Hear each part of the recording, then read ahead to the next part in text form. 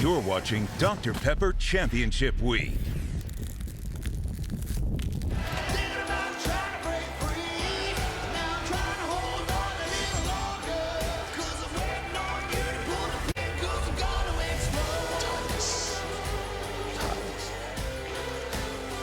From the Baja men to the men of the Mid-American Conference, Detroit is the destination.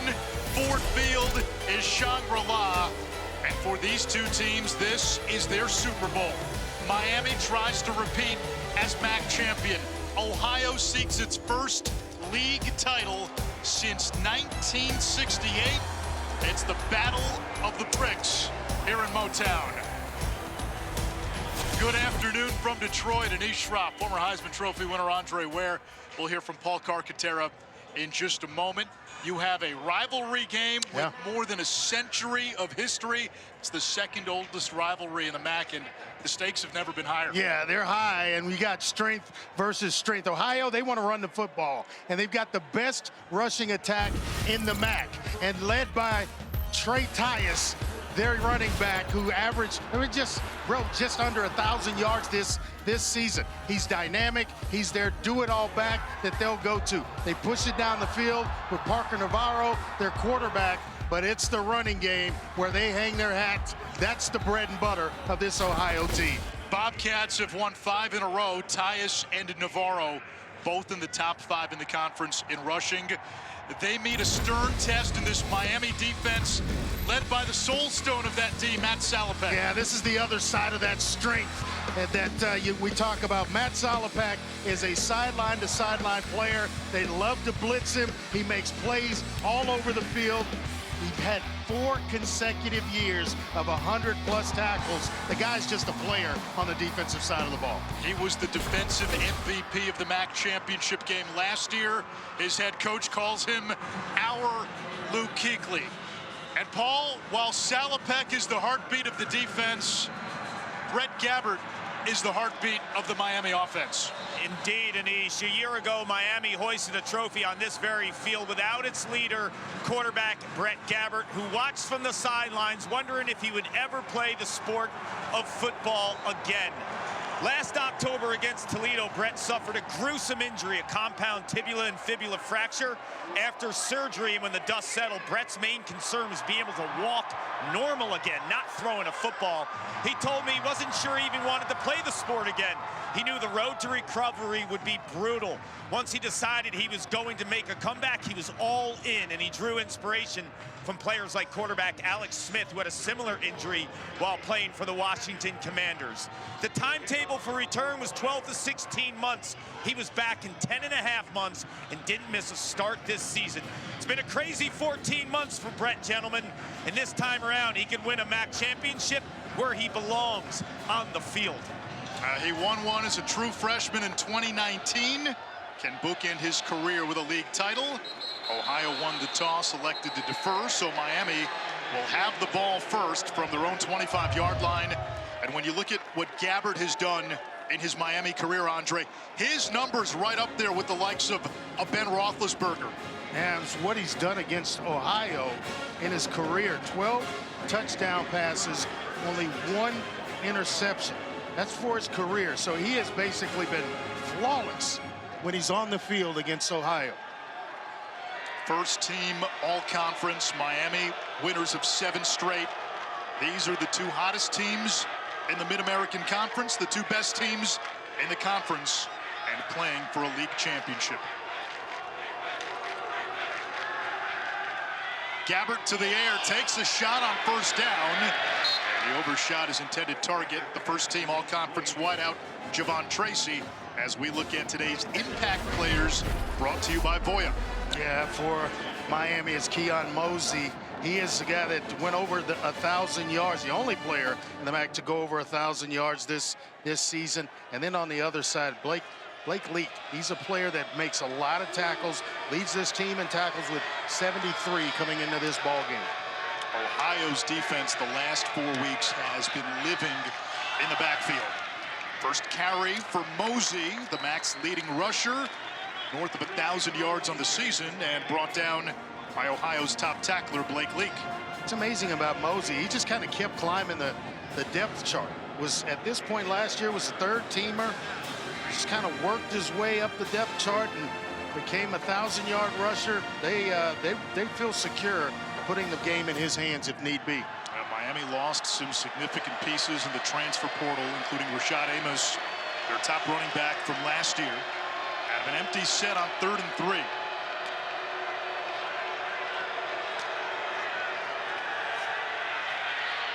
Gabbert finds Tracy, and a first down, his 51st catch of the season.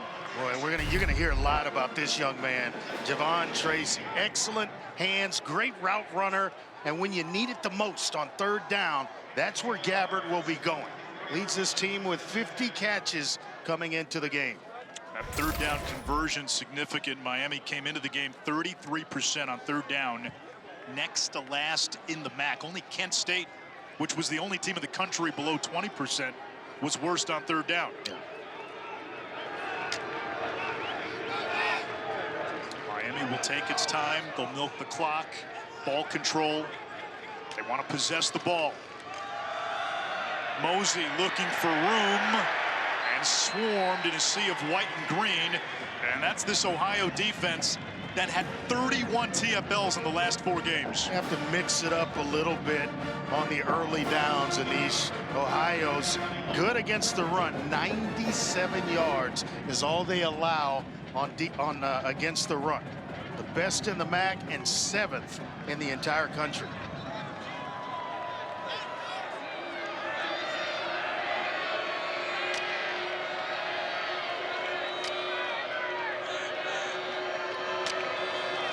Here comes the blitz.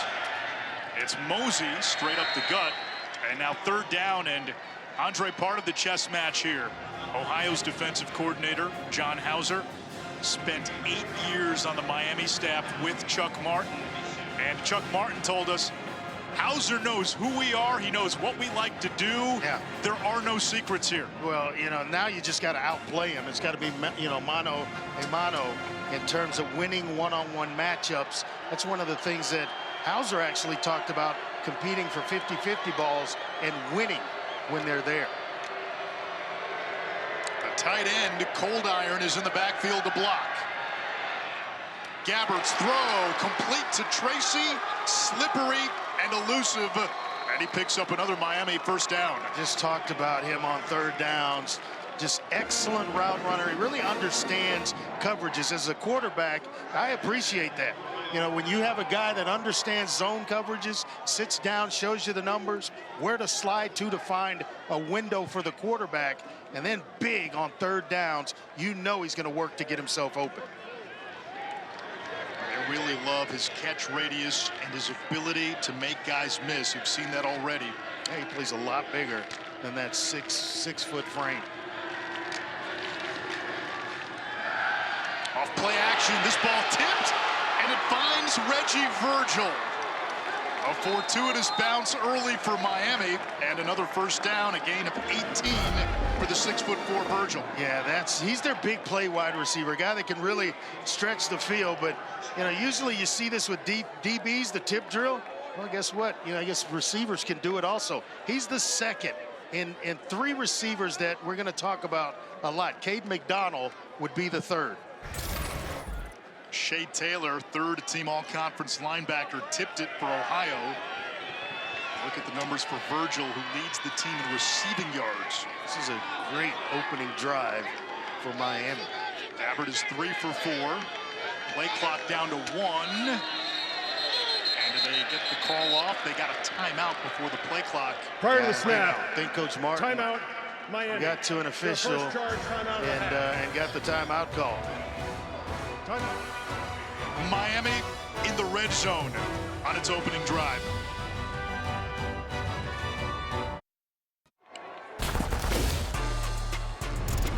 We take a look at today's road test presented by Goodyear, and Miami's road to the title game got off to a bumpy start. They were 1-4, started 0-3. Last 7 games, they turned it around, and Chuck Martin credited this offensive line. He said at 1-4, this team was on the fast track to 1-11. Jack Pardee used to tell us that successful seasons are made by winning streaks. That is certainly the case for Miami, winning their last 7 in a row. Tracy is the motion man. 2 big catches on 3rd down already.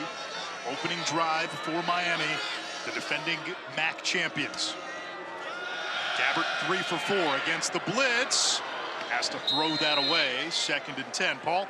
161 total starts combined with this unit. They're all redshirt juniors and seniors. They got the only 1,000-yard rusher in the MAC and Mosey, a 6th-year quarterback in Brett Gabbert. It was only a matter of time they got into a groove when they started 1-4. And watching this unit, the offensive line, the big boys up front in pregame, they are dialed in and they are cohesive. One unit.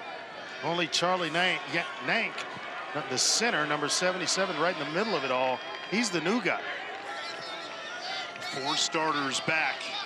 Both these teams were hit hard by transfers in the offseason, but continuity on the O-line's been big.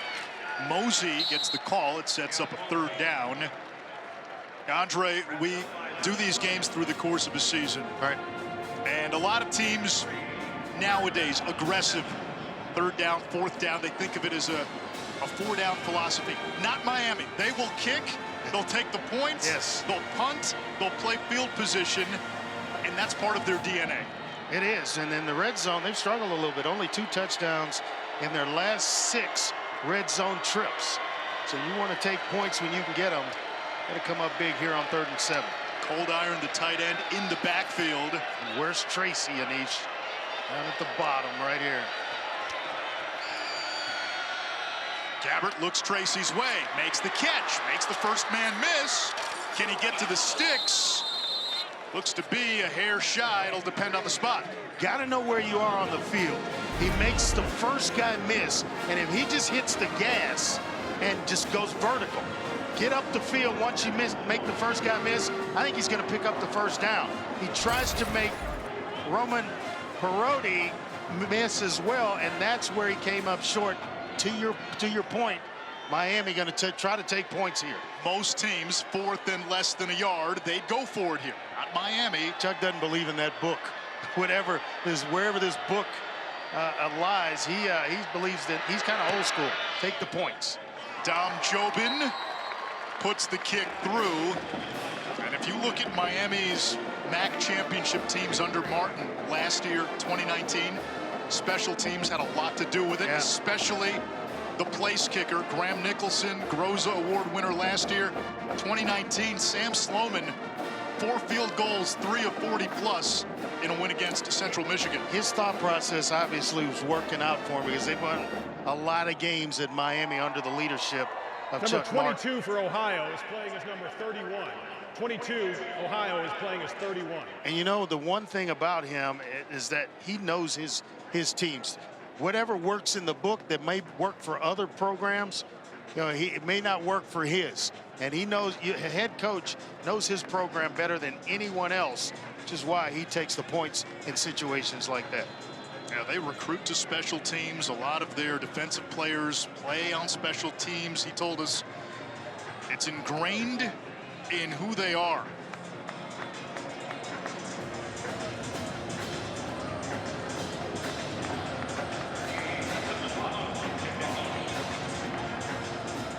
Ohio, all season long, has now only allowed 15 first quarter points. But they hold Miami to 3. And this one skips out of the end zone. The Bobcats will have it at the 25. Their quarterback is Parker Navarro. In his career, he has backed up both Dylan Gabriel and Curtis Rourke. Those 2 are now starting quarterbacks on soon-to-be playoff teams. He's fought through a broken collarbone. Ohio is now playing as number 22.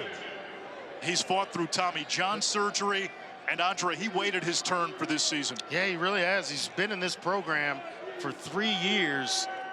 And just kind of, as you mentioned, waited his turn. As he's experienced, they believe in him and believe they can win with him.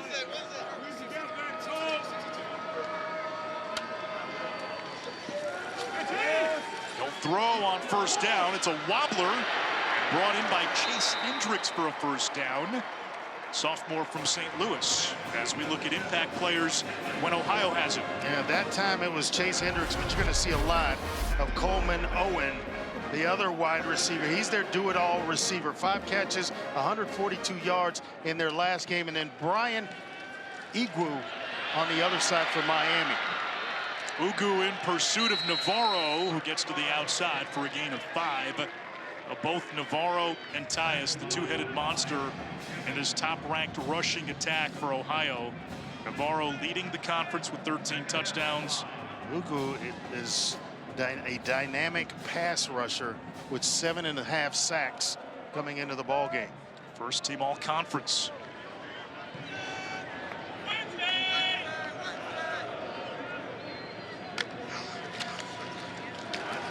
Quick throw on the slant. Hendricks again. Enough to move the chains. He played as a true freshman. Little slant route right there and can really stretch the field.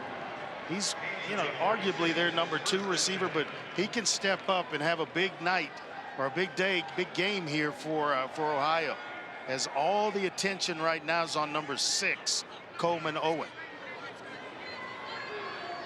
Ohio, the number 1 offense in the MAC, the number 1 rushing offense in the MAC.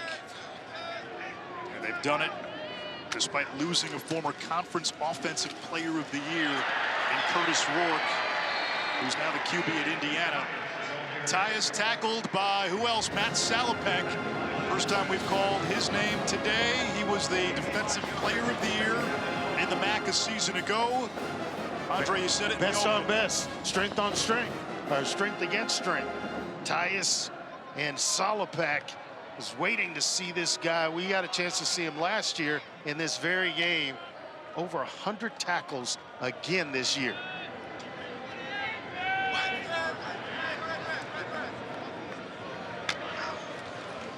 Speed option. Navarro, delayed pitch. Tyus with a first down. Andre, when these two met in the regular season, Miami won handily. The final score wasn't indicative of how close the game was. Ohio didn't have its 2 tackles. They're back today. Yeah, they're back today, and they get Ugu kind of pinching inside, so it made it easy for Parker Navarro to read that. Got all the way to the edge and out to a secondary player, a second-level player, before he even had to pitch the ball to Tyus. Ohio answering Miami with a good-looking opening drive of its own. Navarro in traffic, incomplete for Hendricks. In that regular season loss to Miami, Navarro threw a couple of picks and could have thrown a couple of more. Eli Blakely could have come up with that one, just throwing into a crowded area. Got to take what's there. You got your big tight end Mason Williams sitting down underneath, wide open. You decide to force one into Hendricks because he's been the hot player for you. Starting safety Eli Blakey, On the field. 3rd team all-conference DB. Slow to get up for Miami. The MAC Championship is brought to you by Burger King. You rule. And Gold Peak. Real is gold. Ohio with a win today would have its 3rd consecutive 10-win season. Tim Albin is the 4th-year head coach. He took over after Frank Solich retired. Albin was on Solich's staff for a decade and a half, and Albin named MAC Coach of the Year earlier this week for the 2nd time in 3 years. Can coach some football. He's on Frank Solich's staff, elevated to head coach, and they've had a heck of a run, Coach Albin. On 2nd and 10, just outside the 25-yard line of Miami. Tyus looking for running room. Patient run for the Northwestern transfer who finished the regular season with back-to-back 100-yard games. Ugu playing the run well, gets himself back involved in that stop on Tyus. We've got a couple of really good players. Hope Eli Blakey comes back in. He's a smooth player on the back end. You've got Salopek and then Ugu on the defensive line for Miami. Yeah, they've got a guy at every level on defense. Ohio's been outstanding on third down. Coleman Owen in motion. Navarro dropped the ball, improvises, and picks up the first down. Heads up play by Navarro. There's no hesitation once he knew the ball was on the turf. He just goes straight ahead, get vertical. I'm going to get as much as I possibly can. We had guys watching receivers with their eyes off the quarterback, and that allowed Navarro to get just enough to pick up the first down and keep this drive going. It's a good start to the game and a good answer for Ohio after Miami opened their opening drive with a field goal. Two tight ends in the game. 1st and 10. Red zone chance for Ohio. Tyus sledgehammers Nice. inside the 10. Nice job of showing some patience there for Trey Tyus. Following blocks, following blocks, setting them up just perfectly, and then explodes through the hole. They could live with second and medium all game long and make it tough on Miami. Now, they were worried about the 2nd and long and the 3rd and long when Miami can get exotic on defense.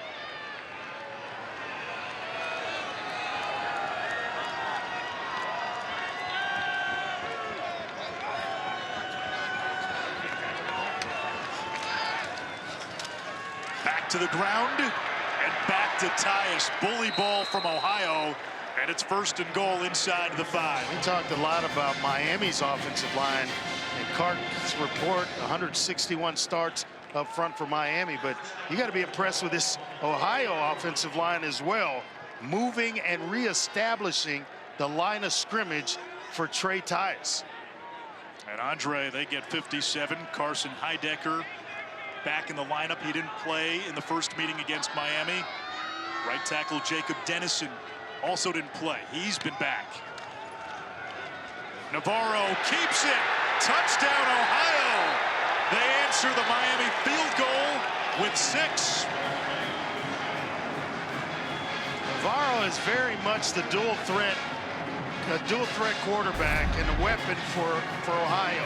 Went for 868 yards on the ground this year, and all eyes were on Tyus. It left Navarro untouched into the end zone, and what a heck of a drive, an opening drive for Ohio to answer points from Miami.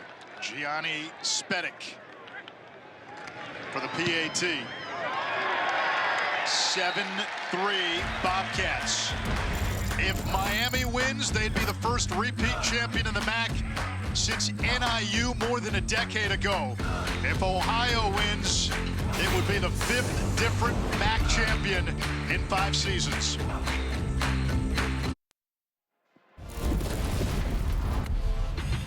Miami and Ohio met back on October 19th. The Red Hawks offense rolling. Brett Gabbert, 3 touchdown passes to 3 different receivers. Miami led 30-6 before Ohio scored a couple of touchdowns in the final minutes to make it a 30-20 game. That was the final. Again, from the Ohio side, they felt they didn't have 2 of their offensive tackles. Those 2 are back, but both of these teams, Andre, feel that they're playing their best football over the last 5-6 weeks of the season, and these are the best teams in the conference. Get your snacks, get your beverages, because this is going to be a good one the remainder of the way. Kevin Davis, a dangerous return man, is dragged down shy of the 20. That's where Miami will go to work. I hear that name, I have flashbacks. Kevin Davis.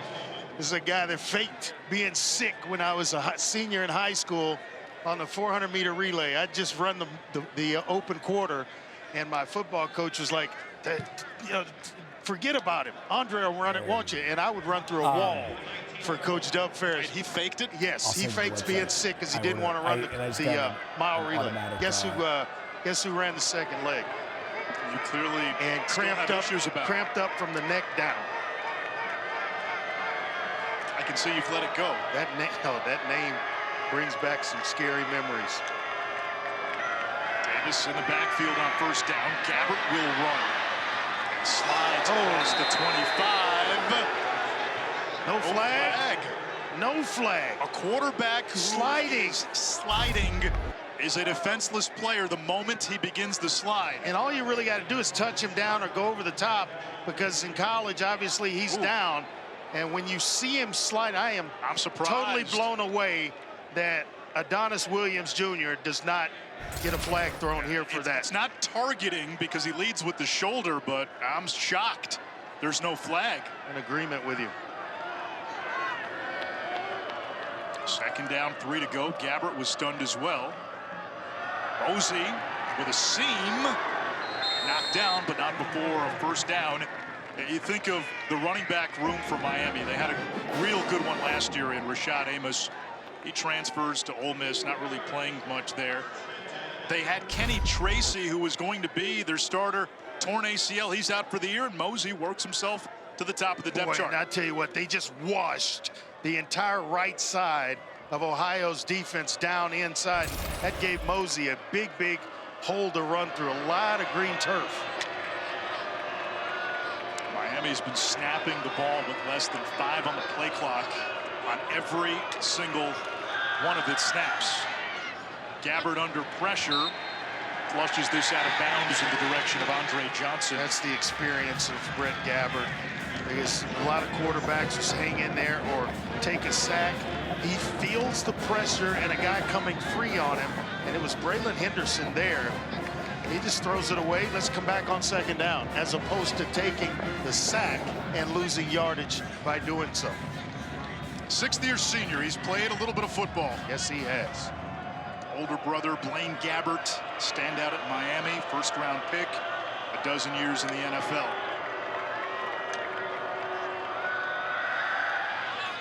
Quick out, offline, incomplete, third down. He's on that back foot just a little bit. Andre Johnson. Man, there's some names in this game. Andre Johnson, and he's playing receiver, 6'4", 220-pound receiver, transfer from Arizona State, who I think is up in their game against Iowa State early. Big 12 championship game. Championship weekend in college football. Ohio showing blitz. Taylor almost jumped.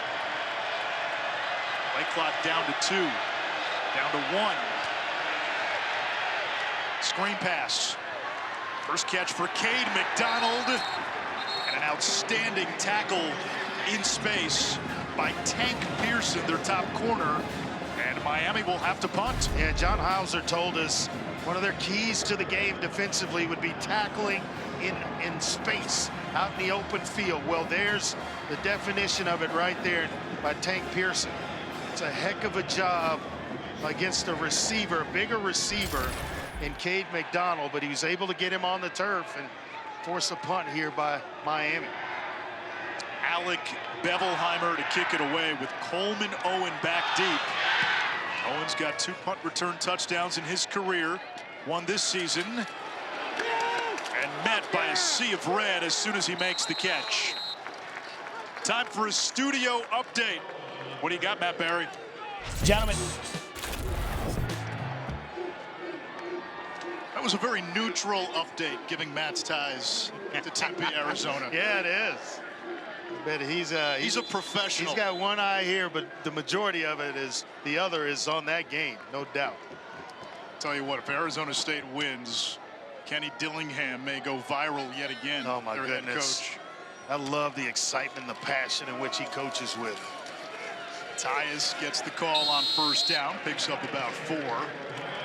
Andre, this game already, this is the end of the first quarter. Yeah. Second possession for Ohio. Miami's had it twice. If a team goes up 2 scores in a low possession game like this one looks to be, with the clock running fast, you got to get out of your game plan a little bit faster. A little bit faster if this happens with against Miami. You'll see them start throwing it around a lot more than they have already.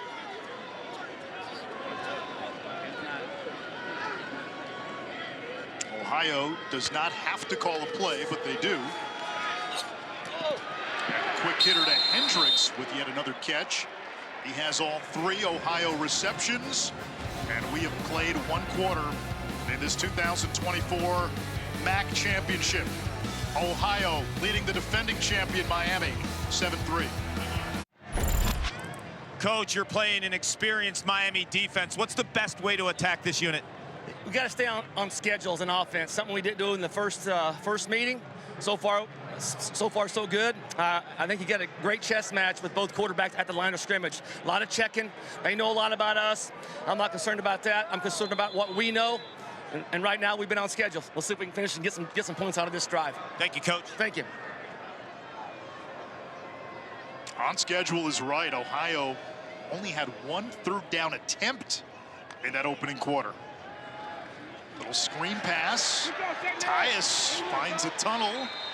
And this is what the Bobcats want to do, Andre. They want to pick up enough on first down so Miami cannot dial up their pressure and get exotic with those rabbit packages on second and third. I have no idea what went on at Northwestern with Tyus, but to force a transfer to Miami. I mean, excuse me, Ohio. But he is a good-looking player. Yeah. I mean, a good-looking player. And Ohio got a glimpse of that right away. His season debut at Syracuse, which turned out to be a 9-win team. He ran for 200 plus, and he picks up the first down there. Good news for Miami. Safety Eli Blakey is back on the field. You saw him leave in the first quarter due to an injury. It was the upper right shoulder area on his right arm. You see that he has the left arm brace on as well, but this is good news. Second in the team in tackles behind, you know who, Matt Salopek. He will do a lot of things with Blakey on the back end. RPO, Navarro to the far side. 4th catch for Hendricks. He has 4 of the team's 5 receptions so far, and Navarro 5 out of 6 passing. Sometimes these games make stars. And I tell you what, if it continues the way it's going, Hendricks may become a star in this one. Just a sophomore. He's a young player, but a big upside, and the coaches feel like he has a very bright future in this program. Ohio into Miami territory for the 2nd consecutive drive. Both teams have had the ball twice, and we're early here in the 2nd quarter. Navarro keeps it. Nice move. Cyclones for another first down. They're picking up the yards on first down, which puts this defense on its heels on 2nd and 3rd. It wasn't an easy path for Parker Navarro, but when he got his shot, he made the most of it. And this team, along with the coaches, they feel like they trust him. They feel like they can win with him, and he has produced in a major way this season for them. Started at UCF, where he backed up Dillon Gabriel, who's now the quarterback for #1 Oregon. We list him at 6 foot, but man, he looks taller than that. Young man from Arizona. Navarro lets it fly, almost intercepted. He wanted Coleman Owen, and Rayon Strader, Miami's first-team all-conference corner, nearly had his 3rd pick. Yeah, he's the best cover man on the back end for Miami, and you gotta see why. Excellent break on the football. He's got to hold on to it, big fella. He almost beat the receiver out of his break. Knew exactly where he was going. 2 tight ends into the game here on 2nd and 10.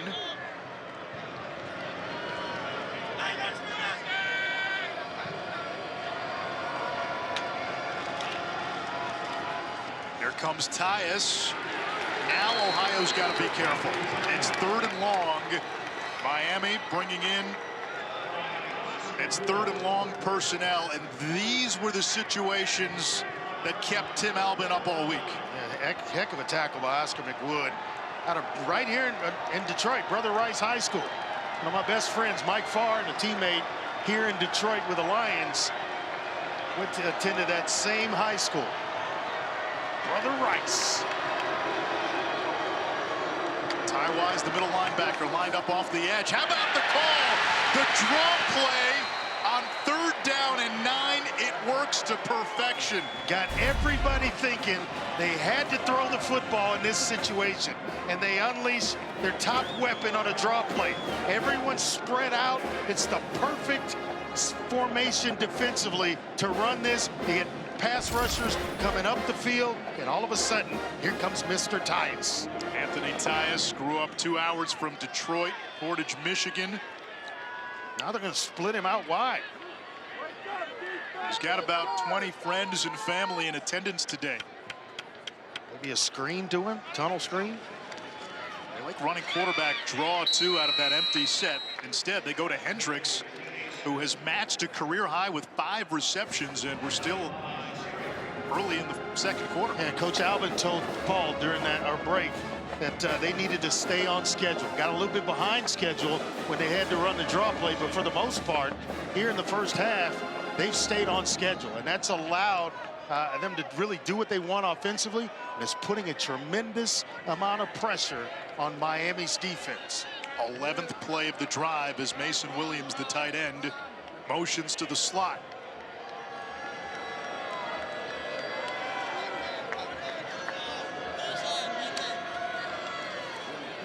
Right back to Tyus. Got a couple of nice blocks on the perimeter. Come on, Parker, you gotta pick up a block for your running back.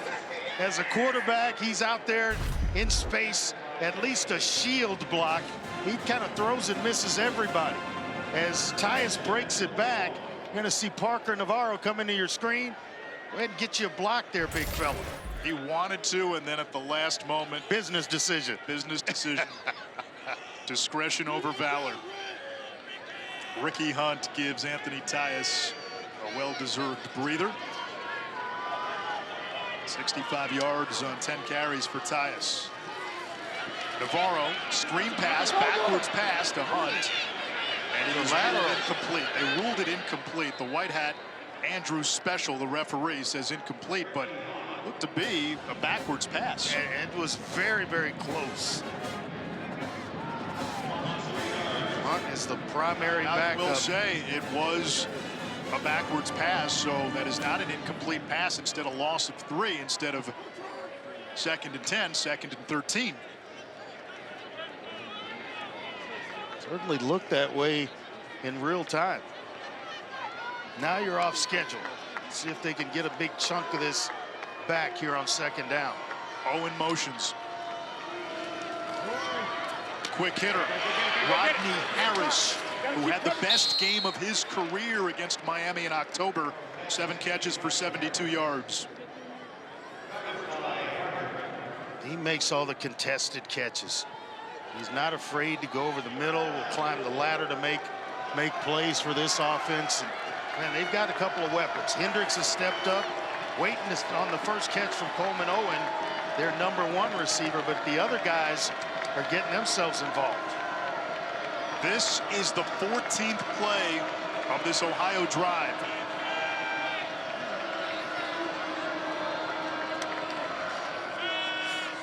Navarro keeps it. And another first down. Ohio now 3 for 3 on 3rd downs today. It sets up a goal to go as this drive is close to 7.5 minutes long. Got to be impressed with what Ohio's doing offensively.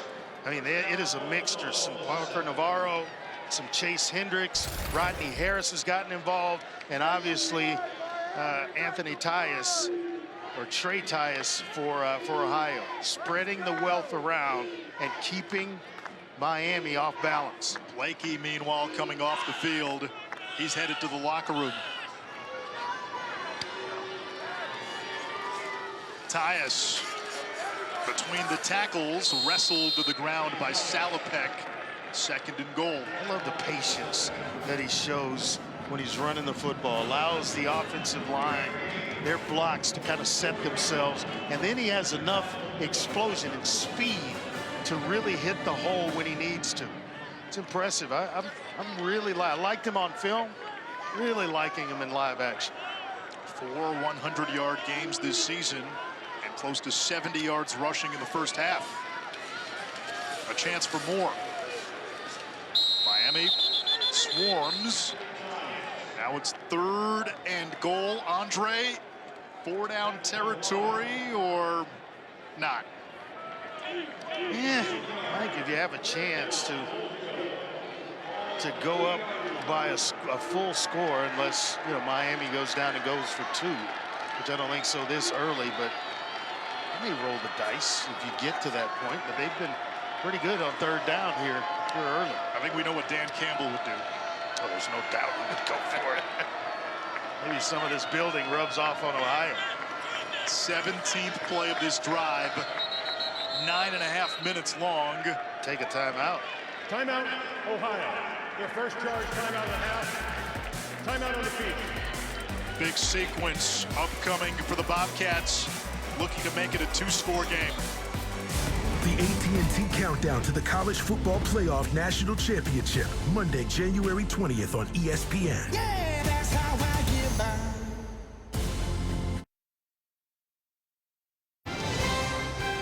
Championship Saturday continues today over on ABC at 4 Eastern from Atlanta. SEC Championship. Georgia beat Texas in the regular season. And then at 8 o'clock, the ACC Championship. Clemson against SMU. The Mustangs I'm looking forward to that one. Undefeated in conference play in the first year Looking in the forward Atlantic Coast Conference. to Rhett Lashley and his SMU Mustangs. 3rd down and goal for Ohio. Navarro, quarterback power. Pinball backwards. Gonna have a face mask down. and that will give Ohio an automatic first down. Somebody got enough of the face mask of Parker Navarro to draw a flag. Looks like Ty Wise.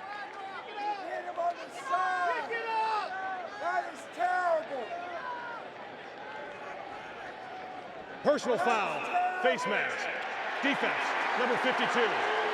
Penalties half distance to goal from the previous spot, automatic, first down. It's Nasir Washington, the D tackle. Didn't have it long and may have just kind of brushed it, but it was enough right there to get the attention of the officials and give Ohio a first down here at about the 1-yard line. And he didn't need to do it. Well, they had enough red jerseys around Navarro to where he was going nowhere. Tyus, the running back, out of the pistol. Option. Tyus on the pitch. Miami gets to him. Tyus pushing ahead and stopped just shy of the goal. 2nd and goal. And this drive, Andre, is now north of 10 minutes long. This will be the 18th play. This is the recipe for Ohio.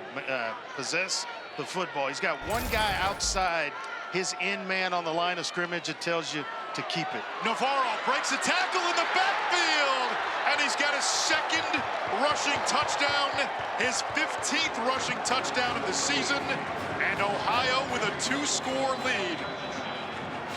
Well, he came to play today, didn't he? Officials timeout for an injured defensive player. Blakely's already out. Matt Solopak may have been the injured player, but he hops up. Actually, there's still a player down on the field. Where everybody gets washed down inside. Nice running lane for Navarro, and he's got enough speed to beat the pursuit of the defense. It looked like friendly fire on the injury, and not often when Solopak has you in his talons do you get away. And Navarro able to get away. The injured player, Eli Kappas, Timeout. as Navarro made his field. move into the end zone, Kappas ran into a teammate. 5:29 to go in a fast-moving opening half. Ohio 13, Miami 3, the PAT when we come back.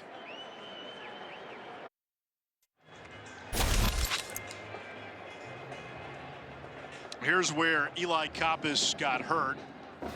Kind of slams into his own man. Silas Walters, other safety end. And after the play, Matt Solopak, captain, heartbeat of the defense, did not take kindly. His team down 13 to 3. Don't know what Extra Mason point Williams. coming. Don't know what he said to him, but obviously Solopak didn't like it. If you're Ohio, that's not a bear you want to poke. No.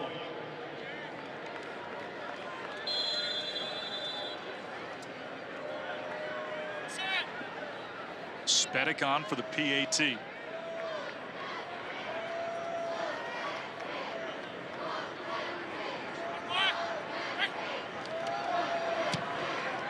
(14-3) Ohio after an 18-play, 82-yard drive that ate up more than 10 minutes of game clock. The MAC Championship is brought to you by Olive Garden, where there's plenty of holiday cheer and breadsticks to go around. Nancy Cartwright went to Ohio University. She was their commencement speaker in 2012, and she is the voice of the iconic Bart Simpson for the last 3+ decades. Hey, this is how we tie it all together. Monday Night Football, Bengals, Cowboys. We may get a Super Nintendo Chalmers sighting, maybe Radioactive Man. We've got the Simpsons Fun Day Football, one-of-a-kind NFL experience. Starting at 8, you've got the traditional game with Joe, Troy, or Peyton and Eli as well on ESPN2. Multiple options. As Homer used to say, it takes 2 to lie. 1 to lie and 1 to listen. As Kevin Davis gets out to the 30-yard line. Time to listen to Matt Berry. And Ace, that was a pro's. Scatterboo, a name you cannot forget. Some of the best contact balance we have seen this season. He makes sure you don't forget it either. We'll need to check on Matt's heart rate at halftime. Arizona State picked to finish last in the Big 12. There's a first down catch. Andre Johnson, the Arizona State transfer. Sometimes the games produce themselves. He's about the size of DeAndre Johnson, obviously, that just went into the Hall of Fame, 6'4", 219. Andre was right around 6'3 and a half, about 220, but could really fly. Now Miami showing a little more urgency on offense. Down 2 scores. Remember Ohio, after that 10-minute drive, the Bobcats get the ball to begin the 3rd quarter. Mosey pulled down in the backfield. There's Bradley Weaver. He's been creating chaos and havoc all season long. He is their best player up front, and you kind of see why. Just kind of finds his way to the quarterback, beats the tackle to that side, Reed Holsky, and made his way right to the doorstep of Keon Mosey. John Young, the left guard for Miami, down after the play. It's a physical game, and all of a sudden it's the Miami players that are feeling Ohio. And Andre, not to make too much of this, as Young gets up and walks off on his own power. If Miami doesn't convert this 3rd down, Ohio has the ball before halftime. They have the ball to begin the 3rd quarter. Could really put a dent in this game and start to really separate from Miami. And you got an Ohio team that's been eating up clock. They have been imposing their will offensively. And Miami may not have enough chances. Kevin Davis lined up in the slot. Gabbert trying to get his play in. Still has plenty of time on the play clock. A lot of autonomy for Gabbert at the line of scrimmage. Here's the pressure. Moves the pocket. Throws downfield. Davis got turned around. Covered by DJ Walker. It's 4th down. Miami's got a punt. And a defense that was just on the field for more than 10 minutes has to go back out there. Miami's hardly had the ball in the 2nd quarter. It's 10 minutes, 10:14 to be exact, of game time, but over 25 minutes of real time of sitting on the sideline, and yeah, that's a lot of time for the defense to be on the field for Miami. Fair catch called for and made by Owen at the 24. Tomorrow's the day, noon Eastern on ESPN. It is the exclusive reveal of the final college football playoff rankings and the 12-team bracket, plus all the remaining bowl matchups beyond the playoffs will be announced. The selection special tomorrow at noon on ESPN. Here's my question. We'll know who's in, who's not, and then we'll have some debate as to who should have gotten in, and you know, we'll get the matchups that we've all been waiting on. Boise State, they will be in. Winners of the Mountain West last night. Another 200-yard game for Ashton Jeanty. Navarro, keeper, ambushed. Not much, no gain on the play. 2nd down. Jeanty, after last night, has gotten a lot of people's attention because they should be in, almost a lock to be in. And I never thought anyone would get close to Barry Sanders' record, let alone maybe break it. Now, Barry did that, I think, in 11 games. And they didn't count his bowl game. Exactly. The conference championships and all that weren't around back then, but 2,600 yards rushing in 11 games. Sick production. And he's got one, maybe a couple more, depending on how Boise fares in the playoffs. Quick slant, another catch for Hendricks. Career-high 6 receptions only in the first half. It's 3rd down and 1.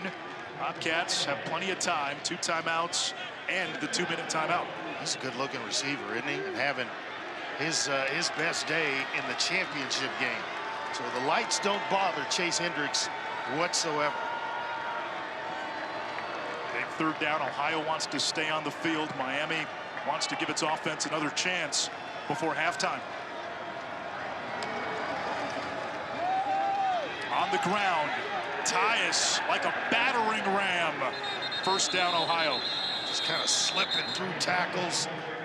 Guys, he's so strong that you can't hold on to him with the initial contact, especially if he gets into your chest.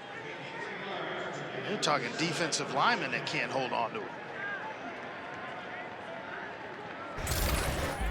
Josh Lacusa bouncing right off Tyus.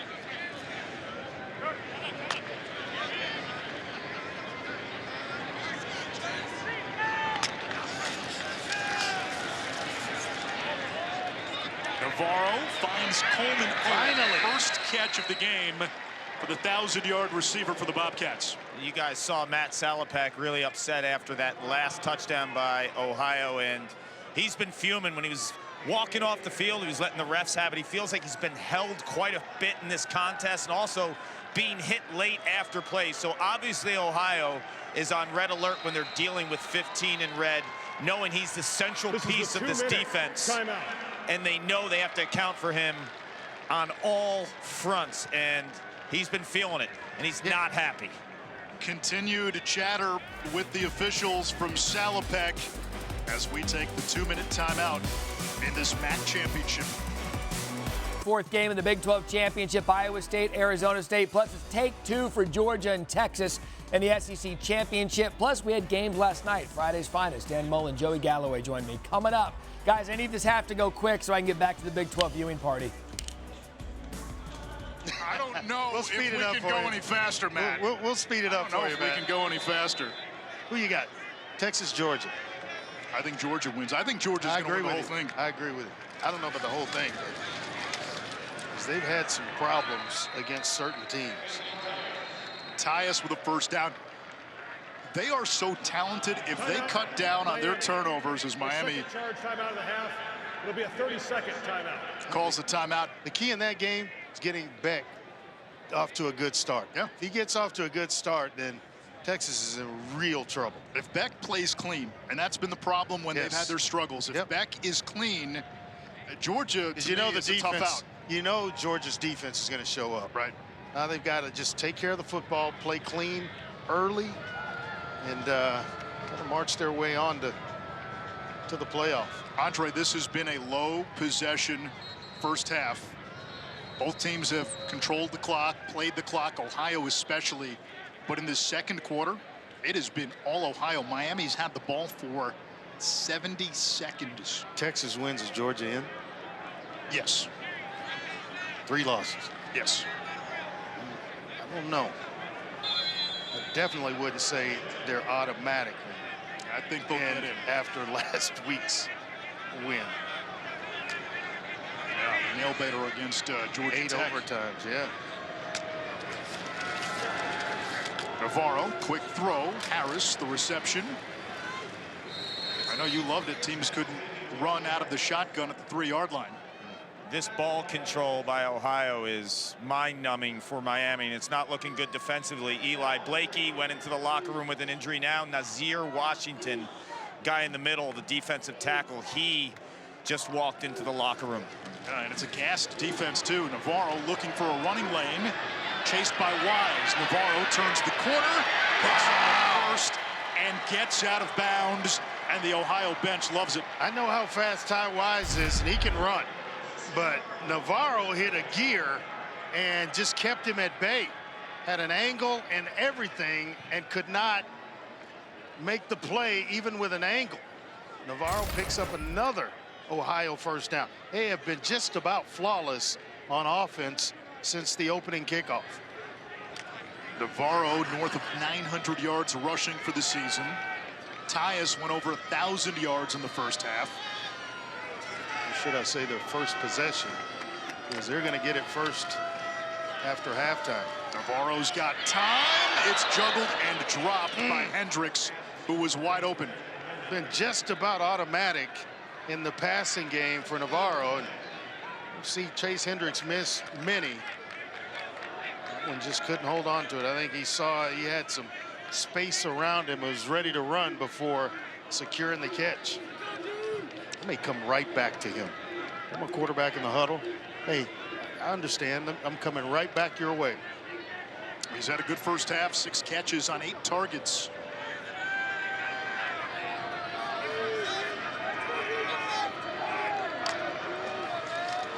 Navarro lost the ball, picks it up, pitches it forward. Here comes Tyus. Ankle tackled by Kappas. It's a first down at the 21. It'll momentarily stop the clock, and Ohio still has the 2 timeouts. Heck of a job of improvising by Parker Navarro and knowing where guys are on the field. Tyus saw it, turned around, gave his quarterback a place to go immediately with the football, and the result, obviously, a first down for Ohio. And a timeout by Miami. Their Timeout. final. They need it. Timeout. Talk about a defense that's gassed right now. And I think Chuck Martin knows the difference right now between holding Ohio to 3 or giving up a potential touchdown. The Bobcats have had the ball in Miami territory on all of their drives. They've controlled the clock. They get the ball to begin the 3rd quarter. And we've seen Navarro a couple of times today turn a broken play and turn it into something positive, making chicken salad, if you will. There's the Taco Bell Live Más student section all season long. Student sections across the country compete to be the Taco Bell Live Más student section of the year. Download the Taco Bell app to learn more. I quit Taco Bell for a while when they stopped making the Mexican pizzas. I came back when they went back to them, started producing them again. I'm back and I'm happy. Because when you think of Mexican food, you think of pizza. Yeah, I think of that Mexican pizza, and I can't eat just one. I got to order 2. 1:01 to go, first half. Ohio on the cusp of the red zone. Navarro hit, finds a wide open Williams. His tight end rumbles in for 6. Put a move on Eli Kappas and left him reaching in the big tight end. All 6'5", 257 pounds of it. Guys shouldn't be able to move like this. I mean, in the open field, you're that big and agile, and watch the move. Oh my goodness. And it's actually straighter. The team's best corner can't bring the big tight end down in the open field. Another missed tackle by Miami. Spedick. And the PAT is good. It is a 3-score game. Ohio gets the ball to begin the 3rd quarter, and this now takes Miami out of what it likes to do. You can't play ball control. You can't play the clock anymore. Yeah. You've only had the ball for 3 plays in 1:10 in the 2nd quarter. Now it takes you out of your DNA. Oh, what a difference Carson Heidecker and Jacob Dennison has been for Ohio. They were, you've pointed to it and referenced it many times. They were not available in the first matchup against Miami. They're here tonight. They're playing, starting, and owning the line of scrimmage. Ohio finished this season with 5 straight wins, all by 17 or more points. Their only losses this year, 2 Power 4 schools, Syracuse and Kentucky. back in October to Miami, but a chance to avenge that. Without those 2 tackles that I just mentioned. Right.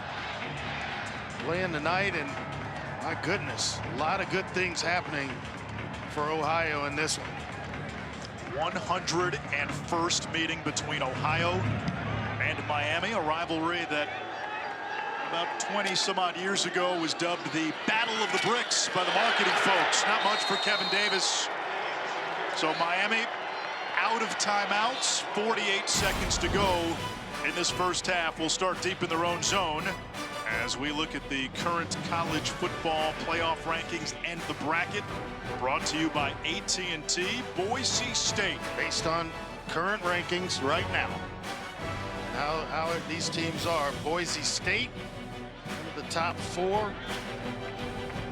That should be a good one. Arizona State, Penn State, if it works out that way. Is SMU in with a loss? That's going to be a big question. Should Clemson win the ACC championship? I don't know if they have a win against top 25 competition. Miami will just run the ball with Mosey. He goes nowhere. Boy, Ohio's defense fresh and ready to go. Were you surprised by that play call, well, given the score, and that Ohio gets the ball to start the third? Not really, because they're just trying to get a drive starter going.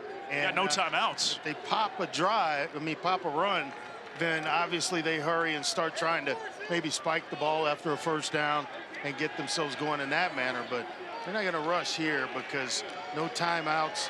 I'd figure they would at least try to get a field goal out of this before halftime. Just going to take a knee. And the crowd unhappy. Well, they made a substitution, so Ohio's got to, they have the right to make one as well.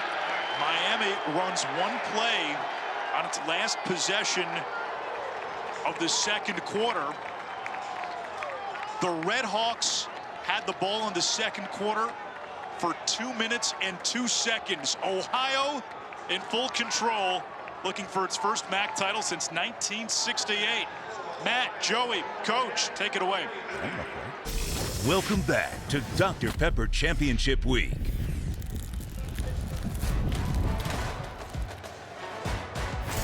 Welcome back to the MAC Championship on ESPN, part of Dr. Pepper Championship Week.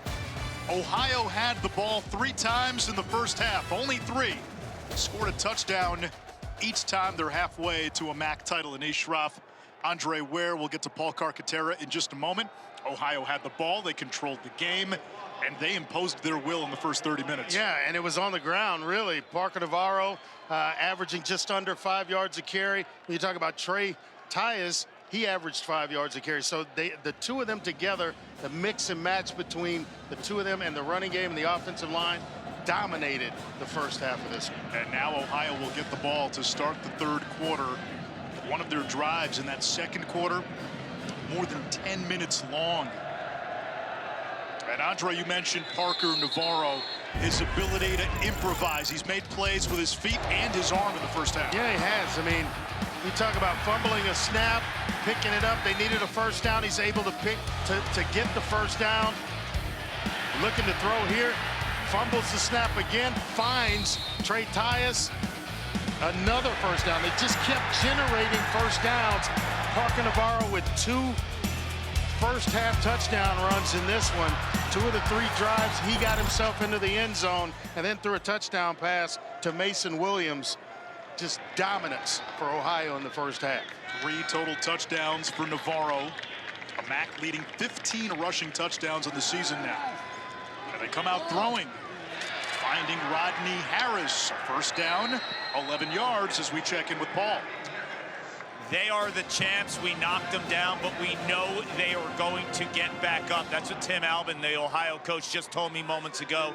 He loves the physicality with his offensive line. That's allowed them to just destroy this clock. Miami only had 5 plays for 2 minutes and 2 seconds the entire second quarter.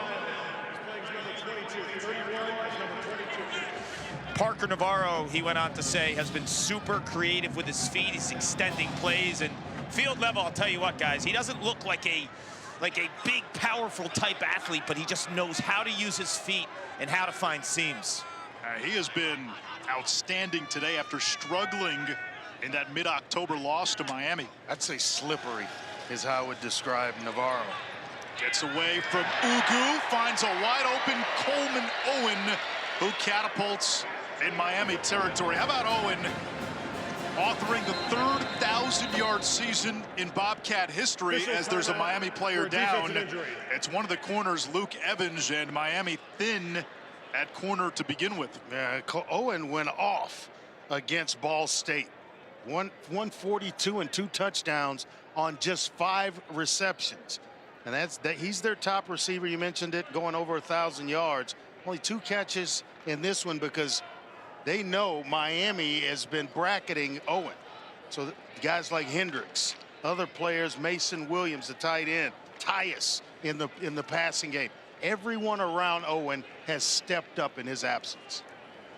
Luke Evans still down for Miami, which has been hit by some injuries on the defensive side in this MAC championship. On the field. Official timeout.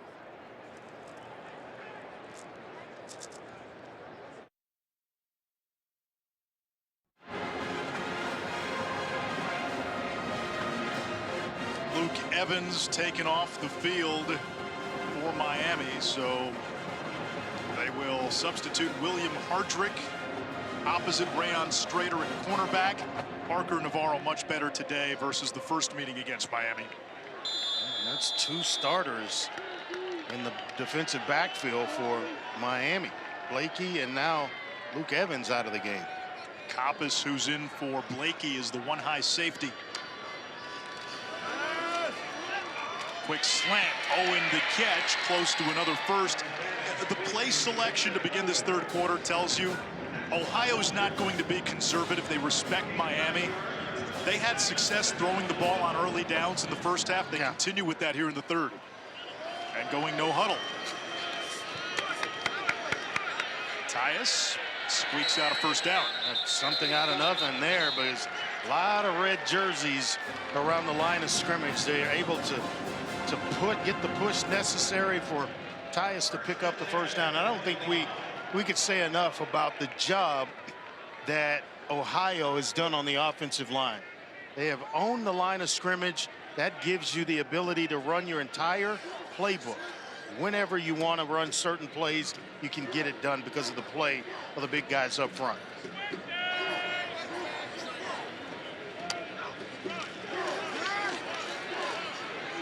Navarro chased by Ugu, floats it downfield. Owen, the catch for a score. What a throw. What a throw. Under duress, Parker Navarro is able to drop a dime to Coleman Owen, and he has been kind of blanketed. They know where he is, making sure he's taken away. But when you lose 2 starters like Evans and Blakey on the back end, now things start to open up a little bit, start to splinter. And when you have a quarterback that can drop it in like that, boy, it makes it look easy, doesn't it, Anish? Yeah, he had safety coverage, took advantage, and usually when the ball's in the air, it finds number 6 in white. He came into the game with almost half of the team's receiving yards, with more than a third of the team's catches, and now he has 8 of Ohio's 14 receiving touchdowns on the season.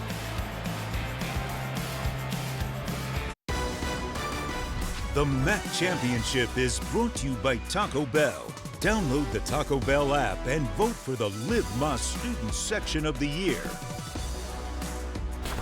Redhawks defense looks good, but I'm looking at 4th-year Bobcats quarterback Parker Navarro. Yeah. 65% completion rate. If he can get going, he'll tilt this in favor of the Bobcats. I'm going underdog Bobcats here. Yes. Willy Wonka may have just pulled the golden ticket. Wow, what a spot on call so far. Navarro kind of look alike. 4 touchdowns in the game. They do. Yeah. I like Navarro's mustache a little better. I do too.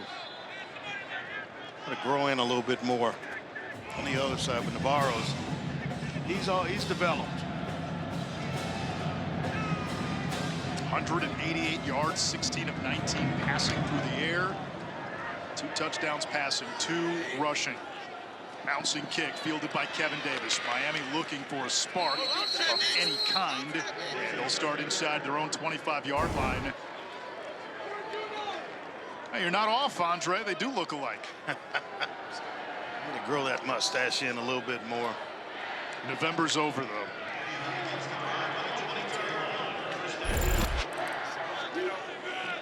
Similar hairstyle, too. Yeah. Maybe that's why he chose. Why he went with the underdog, Ohio. Resemblance. This is a must-score possession. I was about to say for Miami. Virgil tiptoes the sideline, driven down hard by the safety Dustin Johnson. It feels as if Miami needs a touchdown on this drive, or this will be an Ohio coronation for the balance of the game. Yeah, the big three, and I'm talking about Tracy, Virgil, and McDonald. They've got to come to life, because now you have to pretty much abandon your game plan down 28-3. Mosey, no running room to be found, only a yard, 2nd and 9.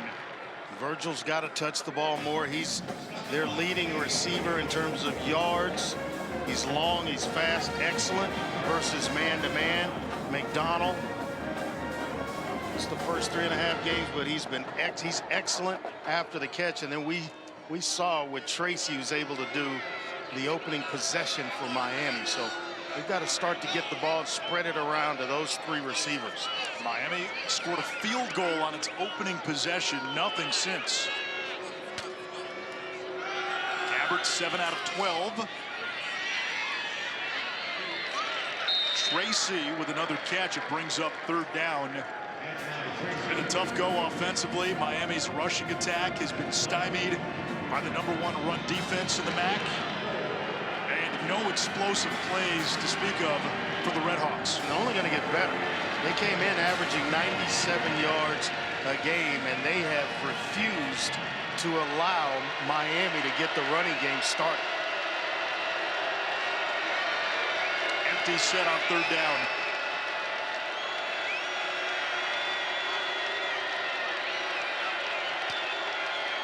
Ohio brings the blitz.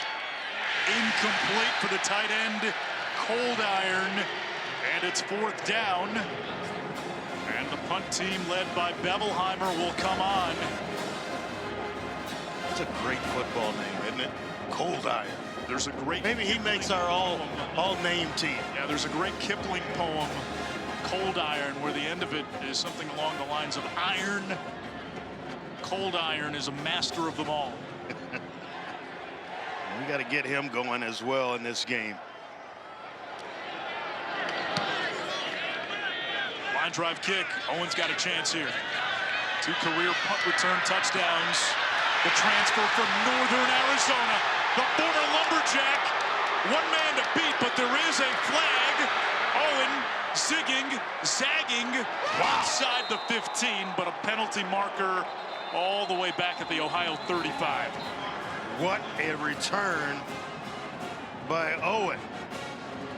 They're getting it done, Anish, offensively, defensively, and now on special teams.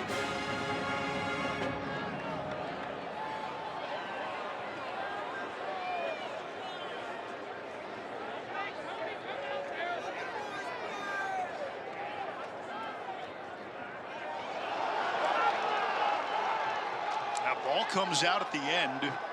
That was the oohing and eyeing from the crowd. Lengthy discussion. Ruling on the field is that the returner was down prior to the ball being fumbled. During the return, illegal blindside block, return team number 42. 15-yard penalty from the spot of the foul. 1st and 10, Ohio. That's coming all the way back. Take a look at this fumble. Remember, every play in college football is reviewed. Oh, that's a fumble. That's a fumble, definitely, and a clear recovery by Miami. Yeah, Miami jumps on that, and replay should be taking a look. I mean, this the other is angle a is turn of events. Yes, it is, and I think type of movement here it's for gonna, Miami. It's The going to be previous Miami's play football. is under further review. That is It's gonna be Miami ball. going to definitely, in my opinion, ball's going to be over or in the possession of Miami. And you hit the key words, because there was an immediate recovery in the aftermath of the fumble. Miami will get the football. If Owen had been ruled down and there had been enough of a delay before anybody jumped on the ball because he was ruled down, it would have been Ohio ball in its own territory after the penalty. But Owen, who had an incredible return here. Well, he is carrying that ball a little loose. It comes right at the end. Right there it comes out. Luke Myers. But it was recovered.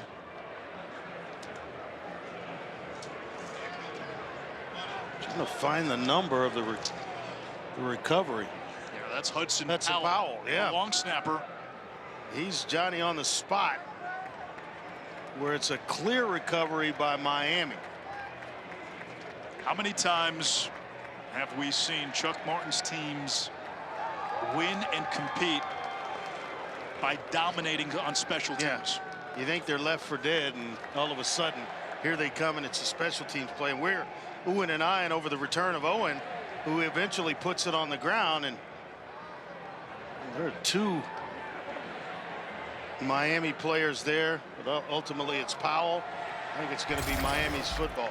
Yeah, the only thing surprising here is that it's taken this long. It's one of the keys to the game that Chuck Martin told us. You got to take away the football, get chunk plays. They haven't been able to do that, and don't give up chunk plays. They've given up a few of them in this game. But I think finally they've turned over Ohio. Andre, why is this taking so long? And Chuck Martin seems to be upset. Clear as day, the ball was out. There's no doubt. And it was an immediate recovery in the aftermath. The ruling on the field. So you can see it there. Ball carrier was ruled down. No fumble, but this may change right here. During the previous play, the ball was fumbled and recovered by Miami. However, the foul that occurred was committed by Miami, number 43, for an illegal blindside block. By rule, that penalty is enforced from the previous spot. 15-yard penalty, it'll be 4th down for Miami.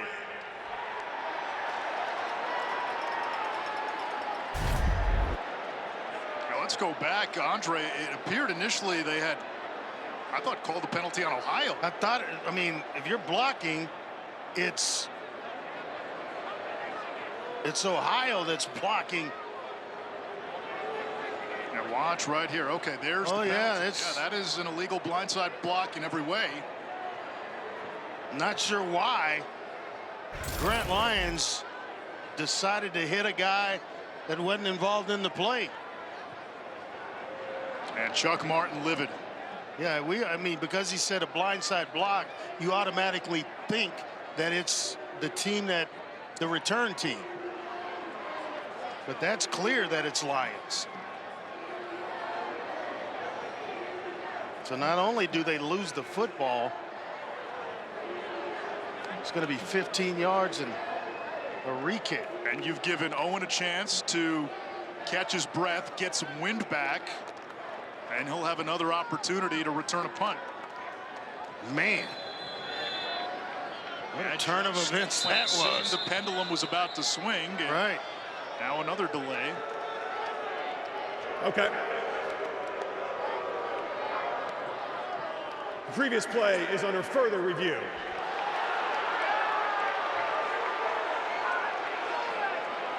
We just did that. I think they have to go back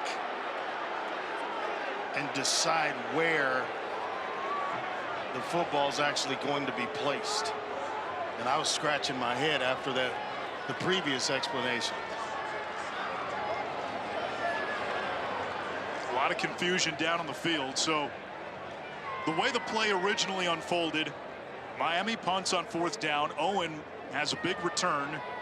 There is a block in the back, a blindside block called on Miami, at the Ohio 35-yard line. Owen then fumbles at the end of the play. Miami recovers. The first review negated the fumble and the Miami recovery because of the penalty on Miami. After further discussion, the penalty will be enforced from the previous spot. It will be 4th down, Miami. Now this feels like Groundhog Day. I think he just said that initially. I'm just waiting for the alarm to hit 6 a.m. and I'm waiting for another buzz down and do it again.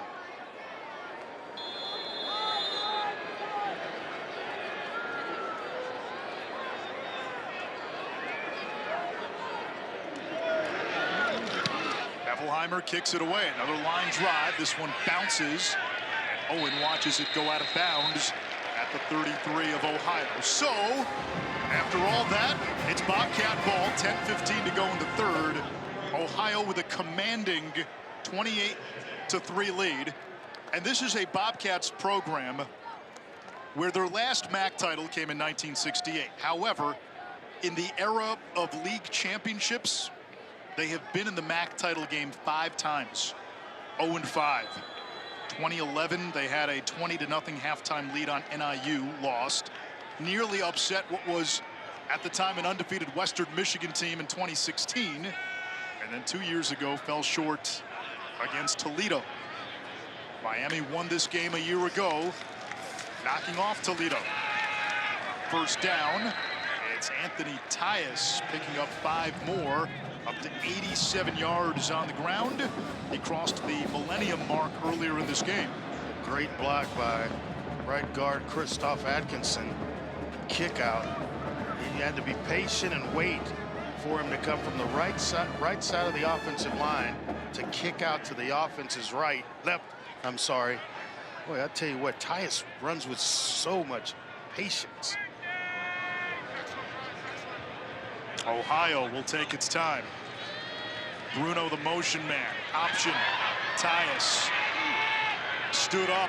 Ugu got to him, only a yard. It's 3rd down. Frazier as well, the defensive tackle, helping out on that stop. Solid player. Came over for Mercer. Now the story for Ohio so far, 4 score and 7. They've had the ball 4 times, they've scored 4 times, and it's been 7 each time. 5th drive.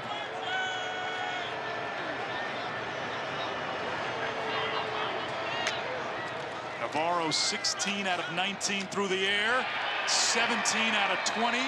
Owen has come to life here in this second half. It's his 5th catch. Another first down. I mean, and when you need a big play and you need to convert on a 3rd down, you go where you know the bread is buttered, and Coleman Owen certainly can do that. Excellent route runner, gets good separation, and the timing of the throw is what makes the play. He had one of his worst games of the season in the regular season against Miami. Just 2 catches, 22 yards, 5 for 73 and a touchdown today. Navarro on the keeper. Snakes around the edge and bumped out of bounds by Kappas.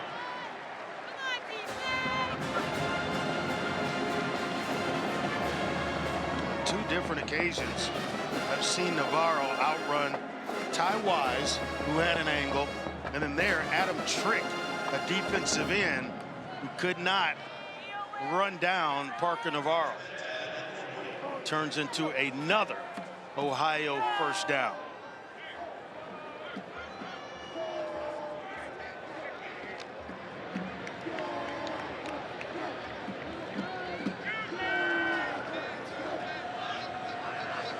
Ohio content to milk that play clock with the big lead. Across the middle, it's the big tight end Williams, who had a touchdown earlier.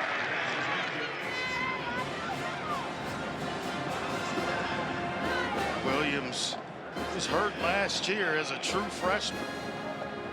They redshirted him, and now he's starting to reap the benefits of him being in the program for a year, learning this offense, and really kind of asserting himself as another option for Parker Navarro in the passing game.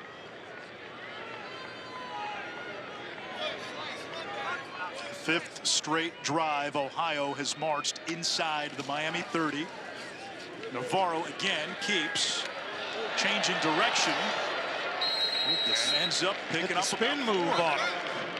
Navarro's doing everything. Running through tackles, hitting the spin move. Wow, what a game he's having. 2 touchdown passes, 2 rushing touchdowns. He's accounted for all 28 points in some manner that Ohio has. He's playing the game of his life right now.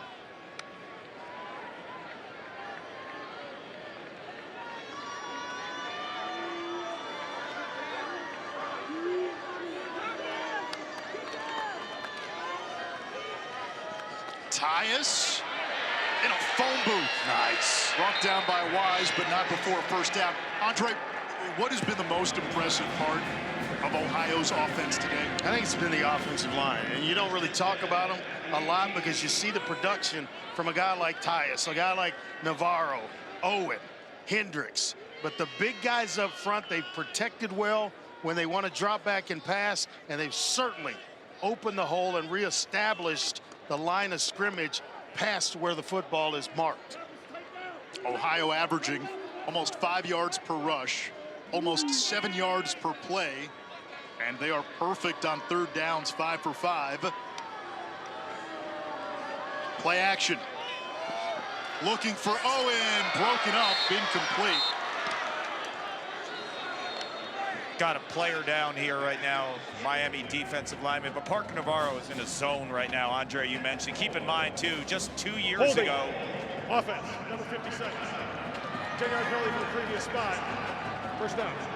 He had Tommy John surgery. He told me he feels like his arm strength is totally back, but sometimes there's a little fatigue, and he is one tough kid. You're seeing him take a ton of hits in this game, and the injuries in the past, he's had broken collarbones, the Tommy John surgery, and I had a great chat with him this week, too. I was on a Zoom with him. He had a Pat Tillman jersey, who's his hero. He's from Arizona. Yeah. And a Rocky poster. You know there is no give up in this kid. Some guys come back, their arms even stronger after Tommy John surgery. You see it in baseball quite a bit. Taking a shot, incomplete for Owen. Good coverage that time. It's going to bring up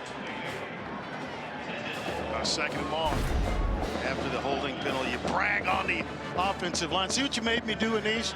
Brag on the offensive line, and you get a holding penalty by Heidecker, the left tackle. And this is maybe about the first time that Ohio's been behind the sticks. That was the first penalty on Ohio today.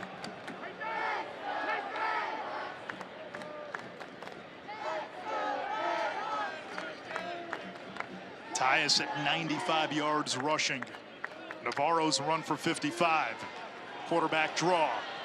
Navarro serpents to the outside. Flag comes in at the end. And maybe another hold.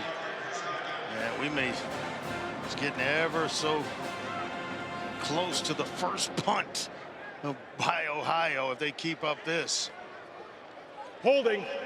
Offense, number 66. 10-yard penalty from the previous spot. 2nd down. Atkinson. 6th-year senior, 2-year starter. He's a steady player. This is the way that this coaching staff describes him. A handful of jersey. Once a guy changes direction, the ball carrier, it is tough not to grab and hold on one of those big offensive linemen. You just kind of feel where you want to take him. And the minute he changes directions, it doesn't seem right for an offensive lineman, and that's when you grab and hold. 2nd and Bloomfield Hills. Hendricks pulls one in, and that sets up a 3rd down. And if you're Ohio now, indoors, you're in field goal range. You don't want to do anything to give the ball back and give momentum to Miami. No. I'd expect something close to the vest. We've seen them pick up 3rd and long, but certainly not 3rd and 21. So you want to make sure that you don't give up enough and you still make this somewhat of an uncomfortable field goal attempt. 5 for 5 on 3rd down today. Navarro in trouble and pulled down back at the 35 by Ty Wise. That's a big sack, and now this field goal attempt will be a 50-plus yarder for Spetic. What did Coach Martin tell us about Ty Wise? He's an excellent, a dynamic pass rusher, and they love getting him in those types of situations. He's quick off the ball. He's able to make his way to Navarro. Spetic from 50-plus in his career, 0 for 3, 0 for 1 this season. This is from 52. It would be a career long by 6 yards. Kicking indoors. 20. Nailed it. Even when things go wrong for Ohio, they somehow go right. Ohio adding 3 points, up 31-3 when we come back.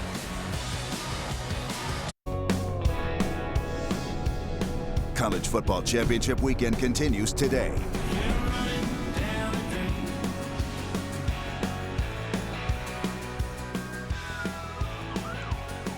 SEC and ACC championships later today. Georgia Dogs on the bus, getting ready for Texas in Atlanta. It should be a pro UGA crowd for that one. Clemson and SMU in Charlotte. That's great access. Arizona State on its way. What a season for the Sun Devils and Kenny Dillingham. They're up big on Iowa State with a chance to go to the playoff with a win. That team was picked to finish last in the Big 12. Just opened up a can on Iowa State. Kenny Dillingham certainly at the top of most lists for National Coach of the Year. Miami can't find a spark. Mosey tripped up by Adonis Williams for a loss. Keep in mind, this is the best rush defense in the entire match. Just allowing 97 yards and nowhere for Mosey today to find any type of light or running room. Quick throw to Mosey. And what's most impressive, their defensive coordinator from last year, Spence Nowitzki, left for Memphis in the offseason. They had an exodus of players from a very good defense on a 10-win team a year ago. This Ohio team lost 5 starters after spring ball. Yeah. And the way they have retooled and reshaped this defense, some guys coming back, others they found in the portal. It has been most impressive. And it's important to Ohio to find guys that have played a lot of snaps. Gabbert gets crunched and almost intercepted by Roman Perotti.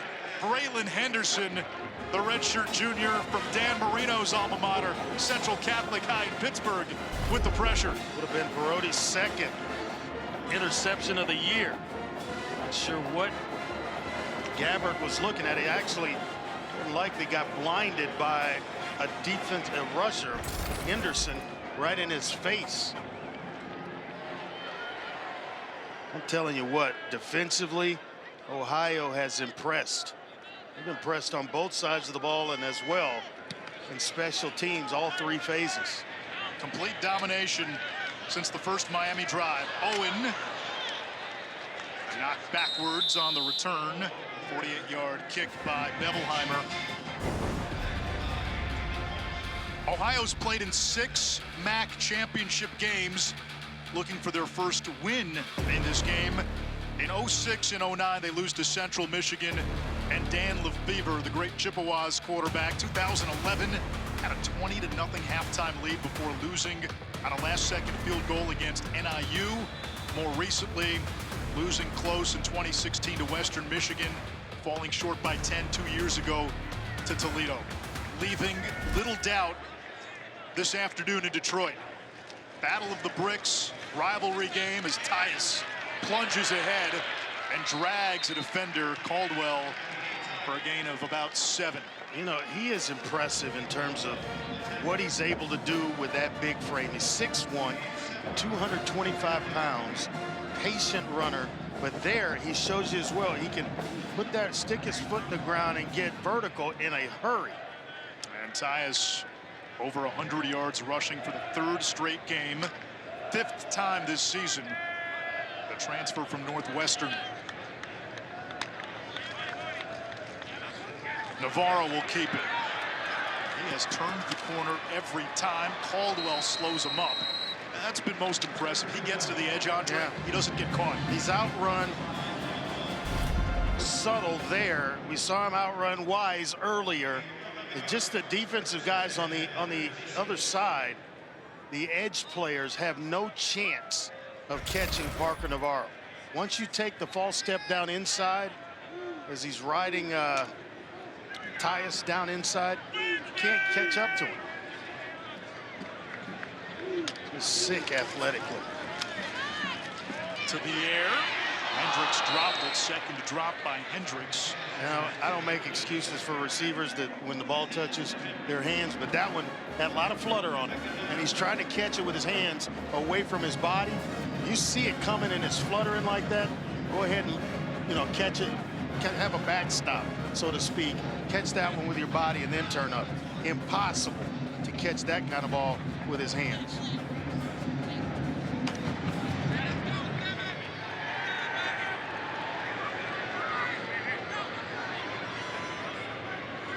Waiting on the play clock. Game clock is stopped. Low snap. Quick slant. Broken up. Silas Walters. Walters and Strader, both amongst the national leaders in passes defended. In fact, Strader leading the country in that department. Walters 7th. A solid play for an offensive injury by Silas Walters. Got one of the Ohio players down. It's the right tackle, Jacob Dennison, who missed 4 games this year mid-season.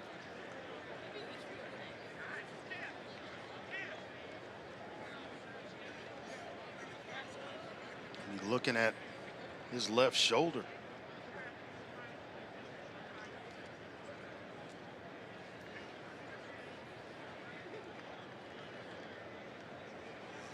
Yeah, I told you that a couple of weeks ago we were in San Antonio and I had breakfast with my high school coach, and he just believed that you never lay on the field. That was his philosophy, especially if it were an upper body injury. Get to the sideline. Not going to show them that we're not hurt. We're a tough program. So if you can get up and walk to the sideline, we'll examine you when you get to the sideline, not on the field. He just never believed in laying on the field. Yeah, you can see why. It's Atkinson who was the injured lineman, not Dennison. And their rushing game has been there today. Tyus and Navarro, that's been the story all season. I like what Tim Albin told us. You talk about toughness, Andre. He told us a football team takes on the personality of its quarterback. He said Parker Navarro at his core is tough. And we, as a result, are a tough football team. That has been on full display this afternoon. Yeah, when you see him taking on defenders and slipping out of tackles.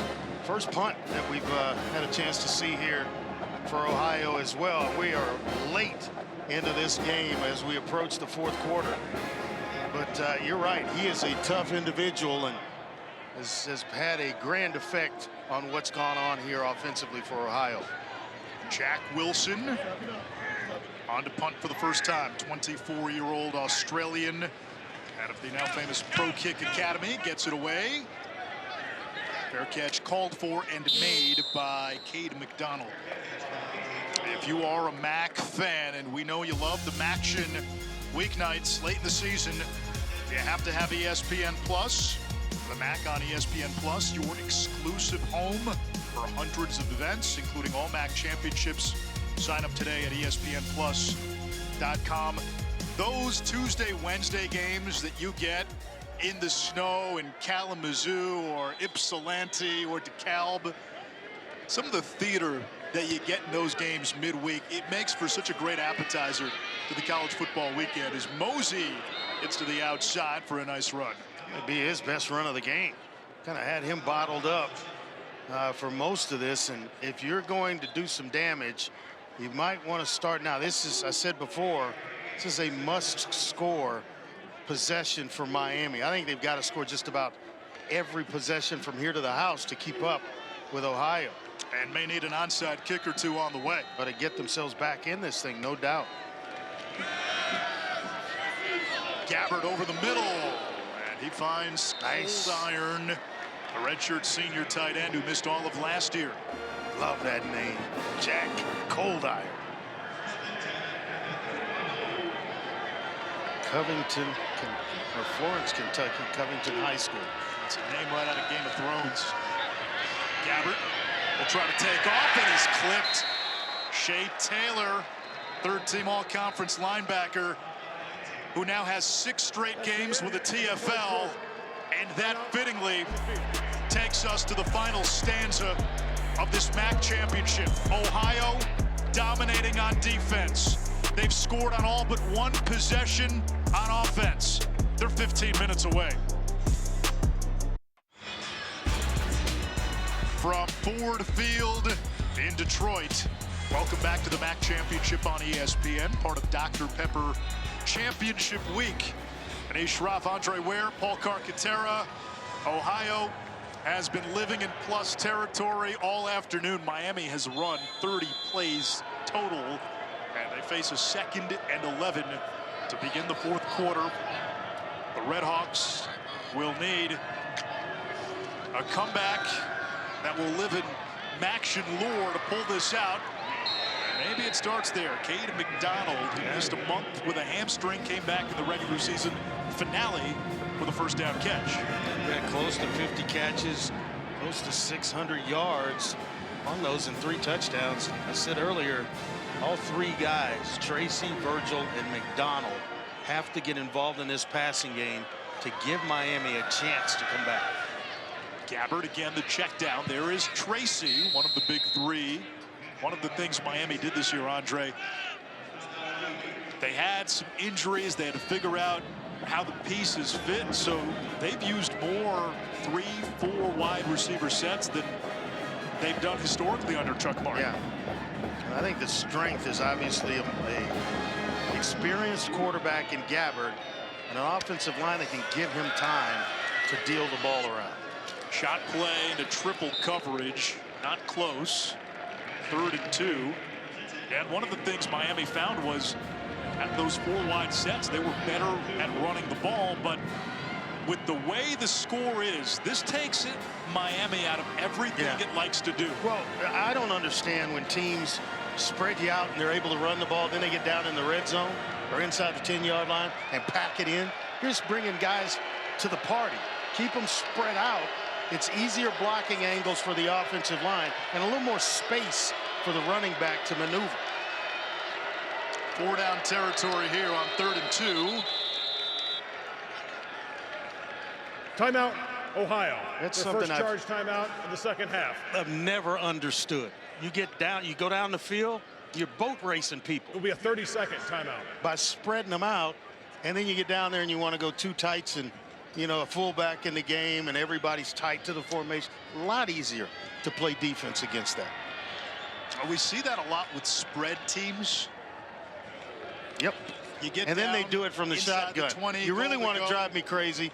Tighten it down and then go to the shotgun out of it. I would have loved your reaction for the overtimes in the Georgia Tech game.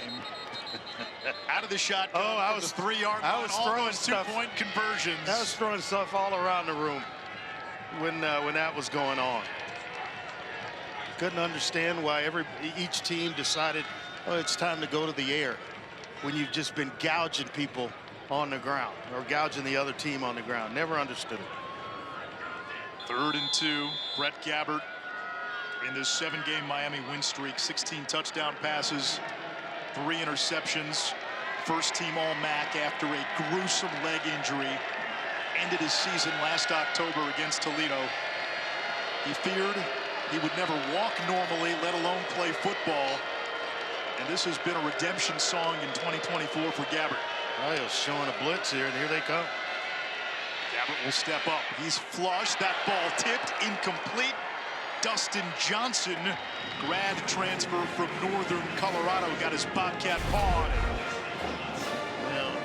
John Hauser, their defensive coordinator, told us he's played over 2,000 snaps of his college career. I don't know how accurate that is, but he's played a lot of football.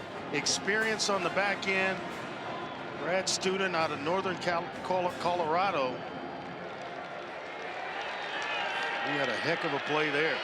He's battled through some injuries, and now Miami, who's only gone for it 8 times on 4th down and taking a long time to get settled. Play clock already down to 2, down to 1, and they're going to have to burn a timeout.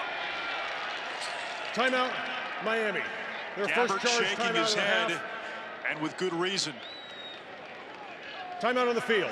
Well, this is not where Miami usually lives. They're the least have the least 4th down attempts in the FBS. So let's see how things work out on the other side.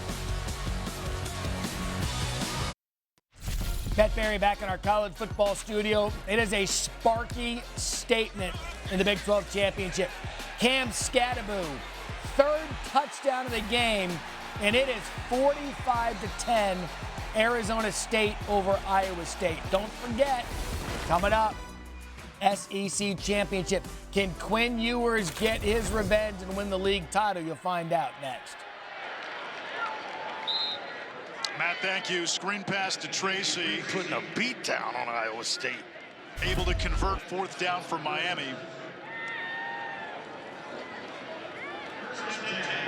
They go to their playmaker, and Ron Tracy, their leading receiver, and he's able to deliver a 1st down and keep this drive going for Miami. Gabbert launches too high. So with Arizona State about to win the Big 12, if you're keeping score, that means Arizona State, and if Oregon wins the Big 10, you could have former Pac-12 teams winning the Big 10 and the Big 12, a former Big 12 team winning the SEC, and a former AAC team in SMU potentially winning the ACC. Reminds me of Malachi from Children of the Corn screaming Outlander. They're not even getting fully paid yet, are they? You have to spend a little probationary period before you get the real money. Well, SMU, they're not getting any. We don't want the TV money. Our boosters will take care of that. We want the ability to be in a power conference, and in season 1, they ran the table in conference play. The only loss to BYU, a game we did on a Friday night early in the year. Nice run there by Mosey for a 1st down, a 3rd down conversion. Now SMU avoided Miami, avoided Clemson in the regular season. They'll get Clemson tonight. I really wanted to see Miami and SMU because of the relationship that Rhett Lashlee had at Miami. He was the offensive coordinator there. Different in terms of the transfer portal for him. It was guys he knew, that he had coached, that have been on the staff at Miami, that came to SMU. Dangerous throw, intercepted by Pearson. And he will go down in the end zone, a touchback. Gabbert turns it over. Pearson with his team high 4th interception of the season.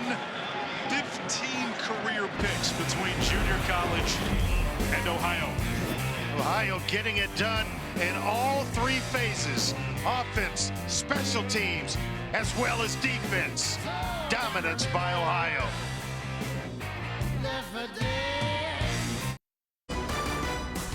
The MAC Championship is brought to you by the Wells Fargo Active Cash Credit Card. Be a 2%er. Earn unlimited 2% cash rewards on purchases. Terms apply.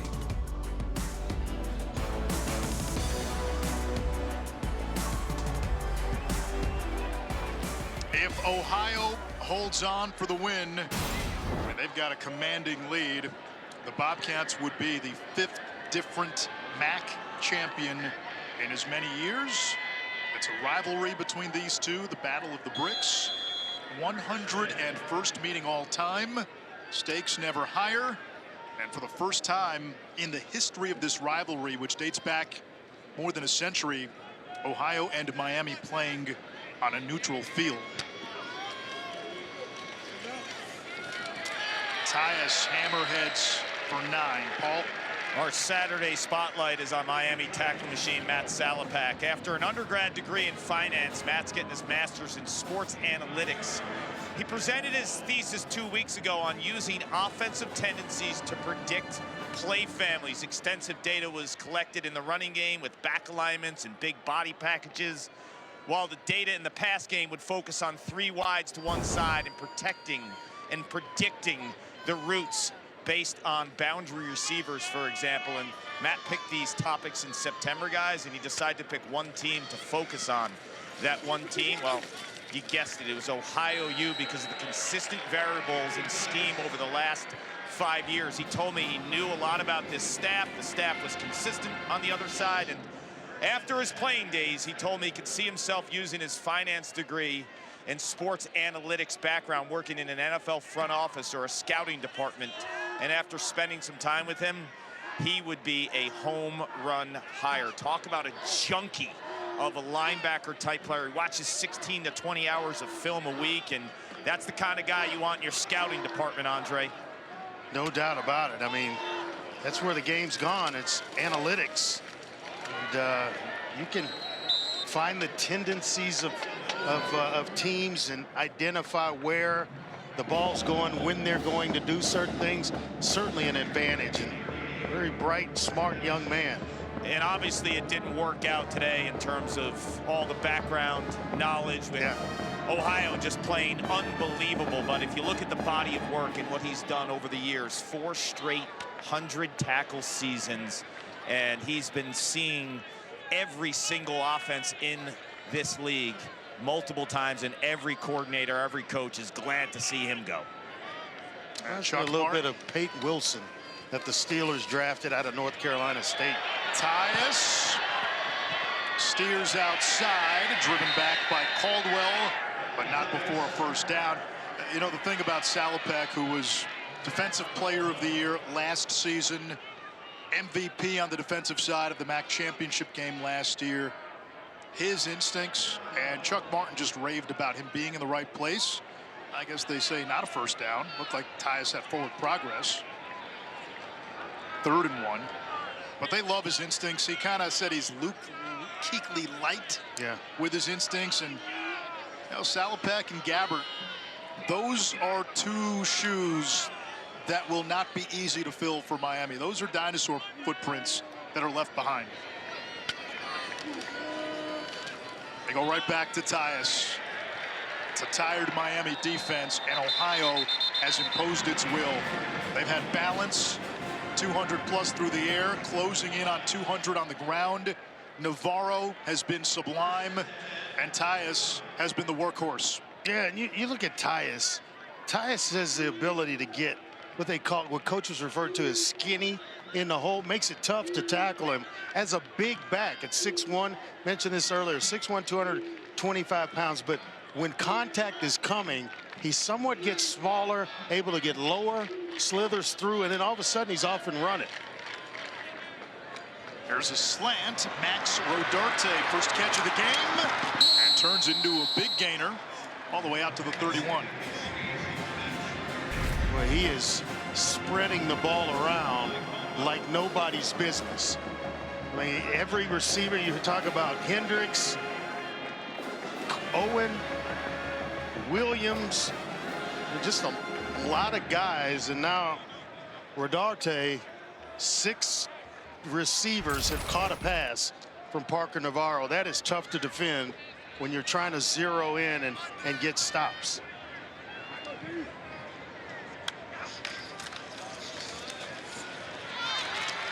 Navarro.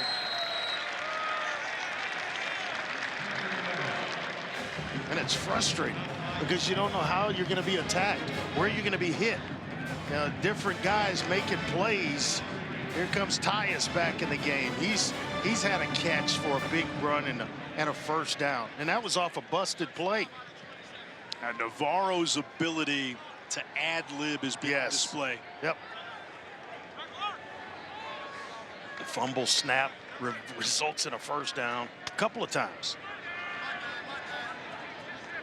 Ohio 6 for 8 in this game. Third downs. They've been almost perfect. And Tyus looks to have close to another first down. He does. Kind of has that Le'Veon Bell style where he just waits and waits. The blocks set themselves and then boom, explodes through. You hear a lot of offensive linemen talk about blocking for a running back who allows them to set up blocks. Yes. When they say that, what do they mean? Well, they're patient. They don't want guys running into their backs and not allowing them to get leverage on a defender, or especially on the defensive line. So they appreciate it when you're allowed to engage, turn the guy, and now you're through the hole. Tyus, open sesame! Exclamation point, Ohio.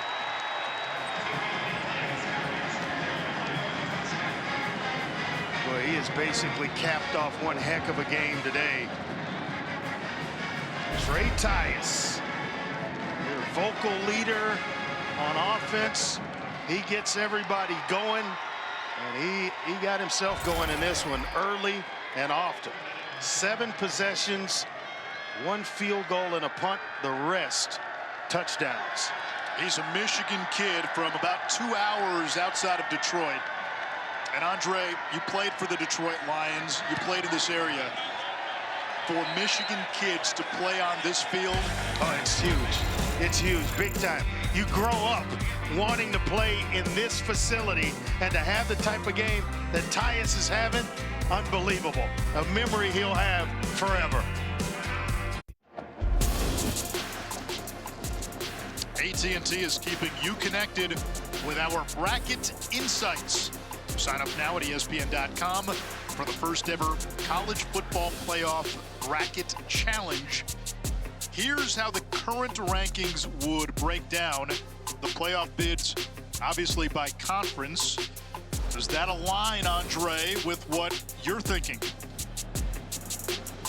I think so. I think it's designed to obviously have those 2 conferences up top, get 4 teams in, and everybody else has 1. You know, like it or not. Big Ten's got 4. It's been a top-heavy season for the Big Ten. The SEC has cannibalized itself in a lot of ways. I think the Big Ten has one legitimate team, and that's Oregon. Everybody else can be had. You know, Ohio State can be had. We saw that last week. Penn State certainly can be had. They are prime and destined to throw up at some point, and Indiana can be had, I think. I think Oregon can be had. They've had some close calls. Ohio State at home, Wisconsin on the road. I don't think anyone's invincible. Now, early in the year, Oregon got a scare not only from Boise State, but from Idaho. I'll throw this one out at you, Andre. Arizona State, big win today against a ranked Iowa State team. I wouldn't sign up for that game to go play Arizona State anywhere. A lot of confidence, momentum, but a question for you and the committee. Has Arizona State done enough to potentially jump a Boise State and be a top 4 team and get that first round bye? Strength of schedule, I would say yes. I think that becomes one of the intriguing elements tomorrow. Now, Boise's had an outstanding season. Don't get me wrong, because you put them on the schedule, you got to take them and line them up as they come. But they're getting way too much credit for a loss to Oregon, and a loss, I'm saying a loss to Oregon, than people they're giving credit for. Well, they have 0 top 25 wins, right? Yeah, exactly right. You know, when I think of this, as we see Miami with a nice run up the middle, I thought the committee set a precedent and let us into the way they're thinking. When they said Alabama gets in ahead of Miami and rank them higher, I think if SMU loses today, they have a similar situation as Miami. 0 top 25 wins. Okay, Alabama has 3. So I think if SMU loses, they're in trouble based on the way that this committee is thinking and what they showed us last week with Alabama and Miami. There would be no ACC teams in the college football playoffs. Kevin Davis 3rd down. Well, you go back to Boise. They did beat a ranked UNLV team last night. So assuming UNLV stays in the top 25, not a sure thing. They would have 2 wins against UNLV. Other than that, yes, they beat Washington State, a power conference school. They have the close loss to Oregon. Not a ton of meat on that Boise State resume, but part of it is subjective, and it's the eye test. And Andre, we've talked about it as Davis gets to midfield. You watch Ashton Jeanty. I wouldn't want to play Boise State. No, not at all. And you know, that's a team. It's hard to get guys to just kind of come together and you mold a team. Boise State playing well. It'll be hard to beat them. It'll be tough to beat them. And then you got Jeanty to deal with. I'll tell you the team that everyone's probably happy that's not going to be in the field, South Carolina. You talk about a red-hot team down the stretch. They are emptying the cupboard in terms of running backs. And quarterback Henry Hessen, the backup, is in there. Malinowski on the carry there. We saw Brunson, Davis, obviously Mosey. They like Brunson in short yardage situations. He's got 2 touchdown runs in that role. Let's put a bow on Brett Gabbert's career. Paul mentioned him in the open. This was a guy who was a freshman, a true freshman in 2019. Freshman of the year in the MAC. Hessen scrambles and pulled out of bounds. He wins a league championship in 2019 in that freshman season. 2021 Frisco Bowl MVP, all conference. Then the following season, the injuries start to hit. Shoulder injury, season KO'd after 4 games. Last year, gruesome leg injury. He wasn't sure if he would play football again, let alone walk normally. Comes back this year, finishes his career with numbers that are right up there with some of the best quarterbacks in program history. A Zach Dysert, a Ben Roethlisberger. How do you look at Gabbert's legacy? I think it's firmly entrenched, and you know, he certainly didn't want to go out this way. 38-3 and watching Henry Hessen kind of finish things off to get some experience in a big game for some younger players that may be part of this program, or Hessen may be the starter at least going into next year, the spring, I mean.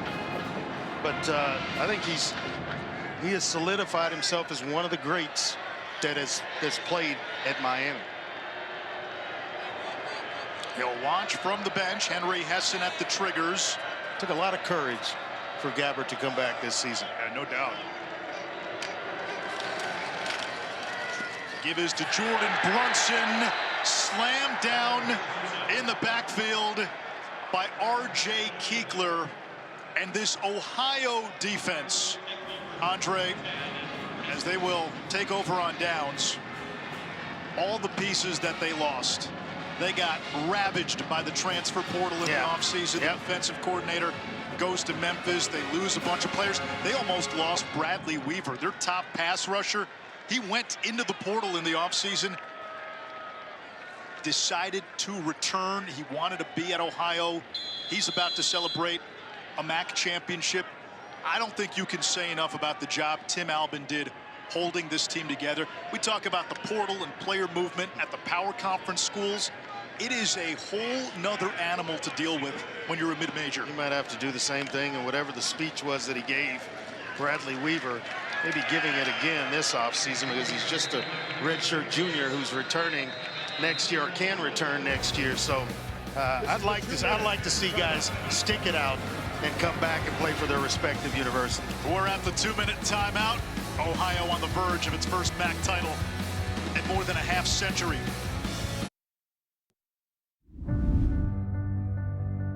Don't give up.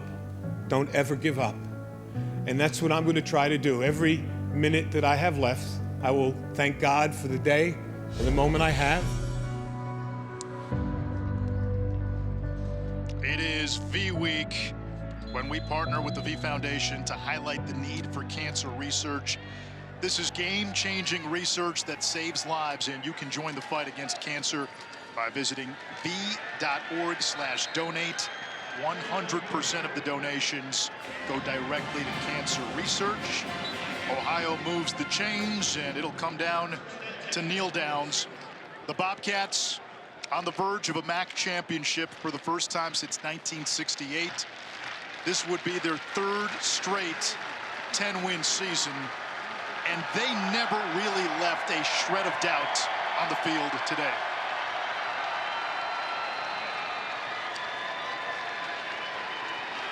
Just came out from the opening bell and just dominated. And this is another formation I don't understand right here. In a close game, get under center so that ball didn't go flying over the quarterback's head or dribbling back on the turf. Sunday, get it started with the NFL Countdown crew just hours before the college football playoff reveal. Learn about the friendly wagers between NFL players if their alma maters play one another. You saw Baker Mayfield with the Missouri Grandma shirt on the other day. That and more on Sunday NFL Countdown, 10 a.m. Eastern on ESPN. Emotion on that Ohio sideline. A team that will enter bowl season on a 6-game win streak. They take the knee, and Andre, all 6 wins by 17 plus. They dominated down the stretch, and they dominate their rival to win the MAC here in Detroit. Yeah, they got hot at just the right time. Parker Navarro played an outstanding game. Trey Tyus, and then this Ohio defense did not allow Miami to get itself going. They dominated all throughout this game, offense, defense, as well as special teams. First MAC championship since 1968, and after losing this league title game 5 times since 2006, the Bobcats of Ohio break through. They are the MAC champions. Paul Carcaterra. Thank you, Anish. Coach, this team beat you earlier in the season. What was the difference today? Again, offensively, masterful game plan by the offensive staff. We were on schedule all day. Time of possession, our defense was watching. Just really all 3 phases. 20 years I've been at Ohio University. It's my 6th trip here. Has to be the best 4 quarters of football I've ever seen in my 36-year career. For sure, 20 years here at Ohio. So this football team and this coaching staff on the shoulders of all Bobcat Nation, all the alumni since 1968. We hadn't even landed on the moon yet on the last championship. So I am just so happy for this program, our administration, President Gonzalez, Director Cromer. It is, yeah. What's it like for you emotionally after being here 6 times and now being called a MAC champ? I tell you, there's so many people that are a part of this. Frank Solich, all the former players in my 20 years. There's a bunch of them in the stands that helped build this thing. I got staff members on our staff that played here. You know, it's a program, and yeah, I'm really lost for words right now, other than I am very, very proud of a coaching staff and a football team. You told us earlier in the week your toughness is developed by your quarterback, Parker Navarro, who's been with you now for a few years. How did he change the complexity of this team? Again, yes, your football team takes on the personality of your quarterback, and he has been so humble, an unbelievable servant leader to a football team. Even when he wasn't the starter, come to work every day. He is tough and gritty. He's a man of God. It is our football team is you know, this coaching staff serves these guys' hearts, and we build champions. All right, and eventually the championships will come.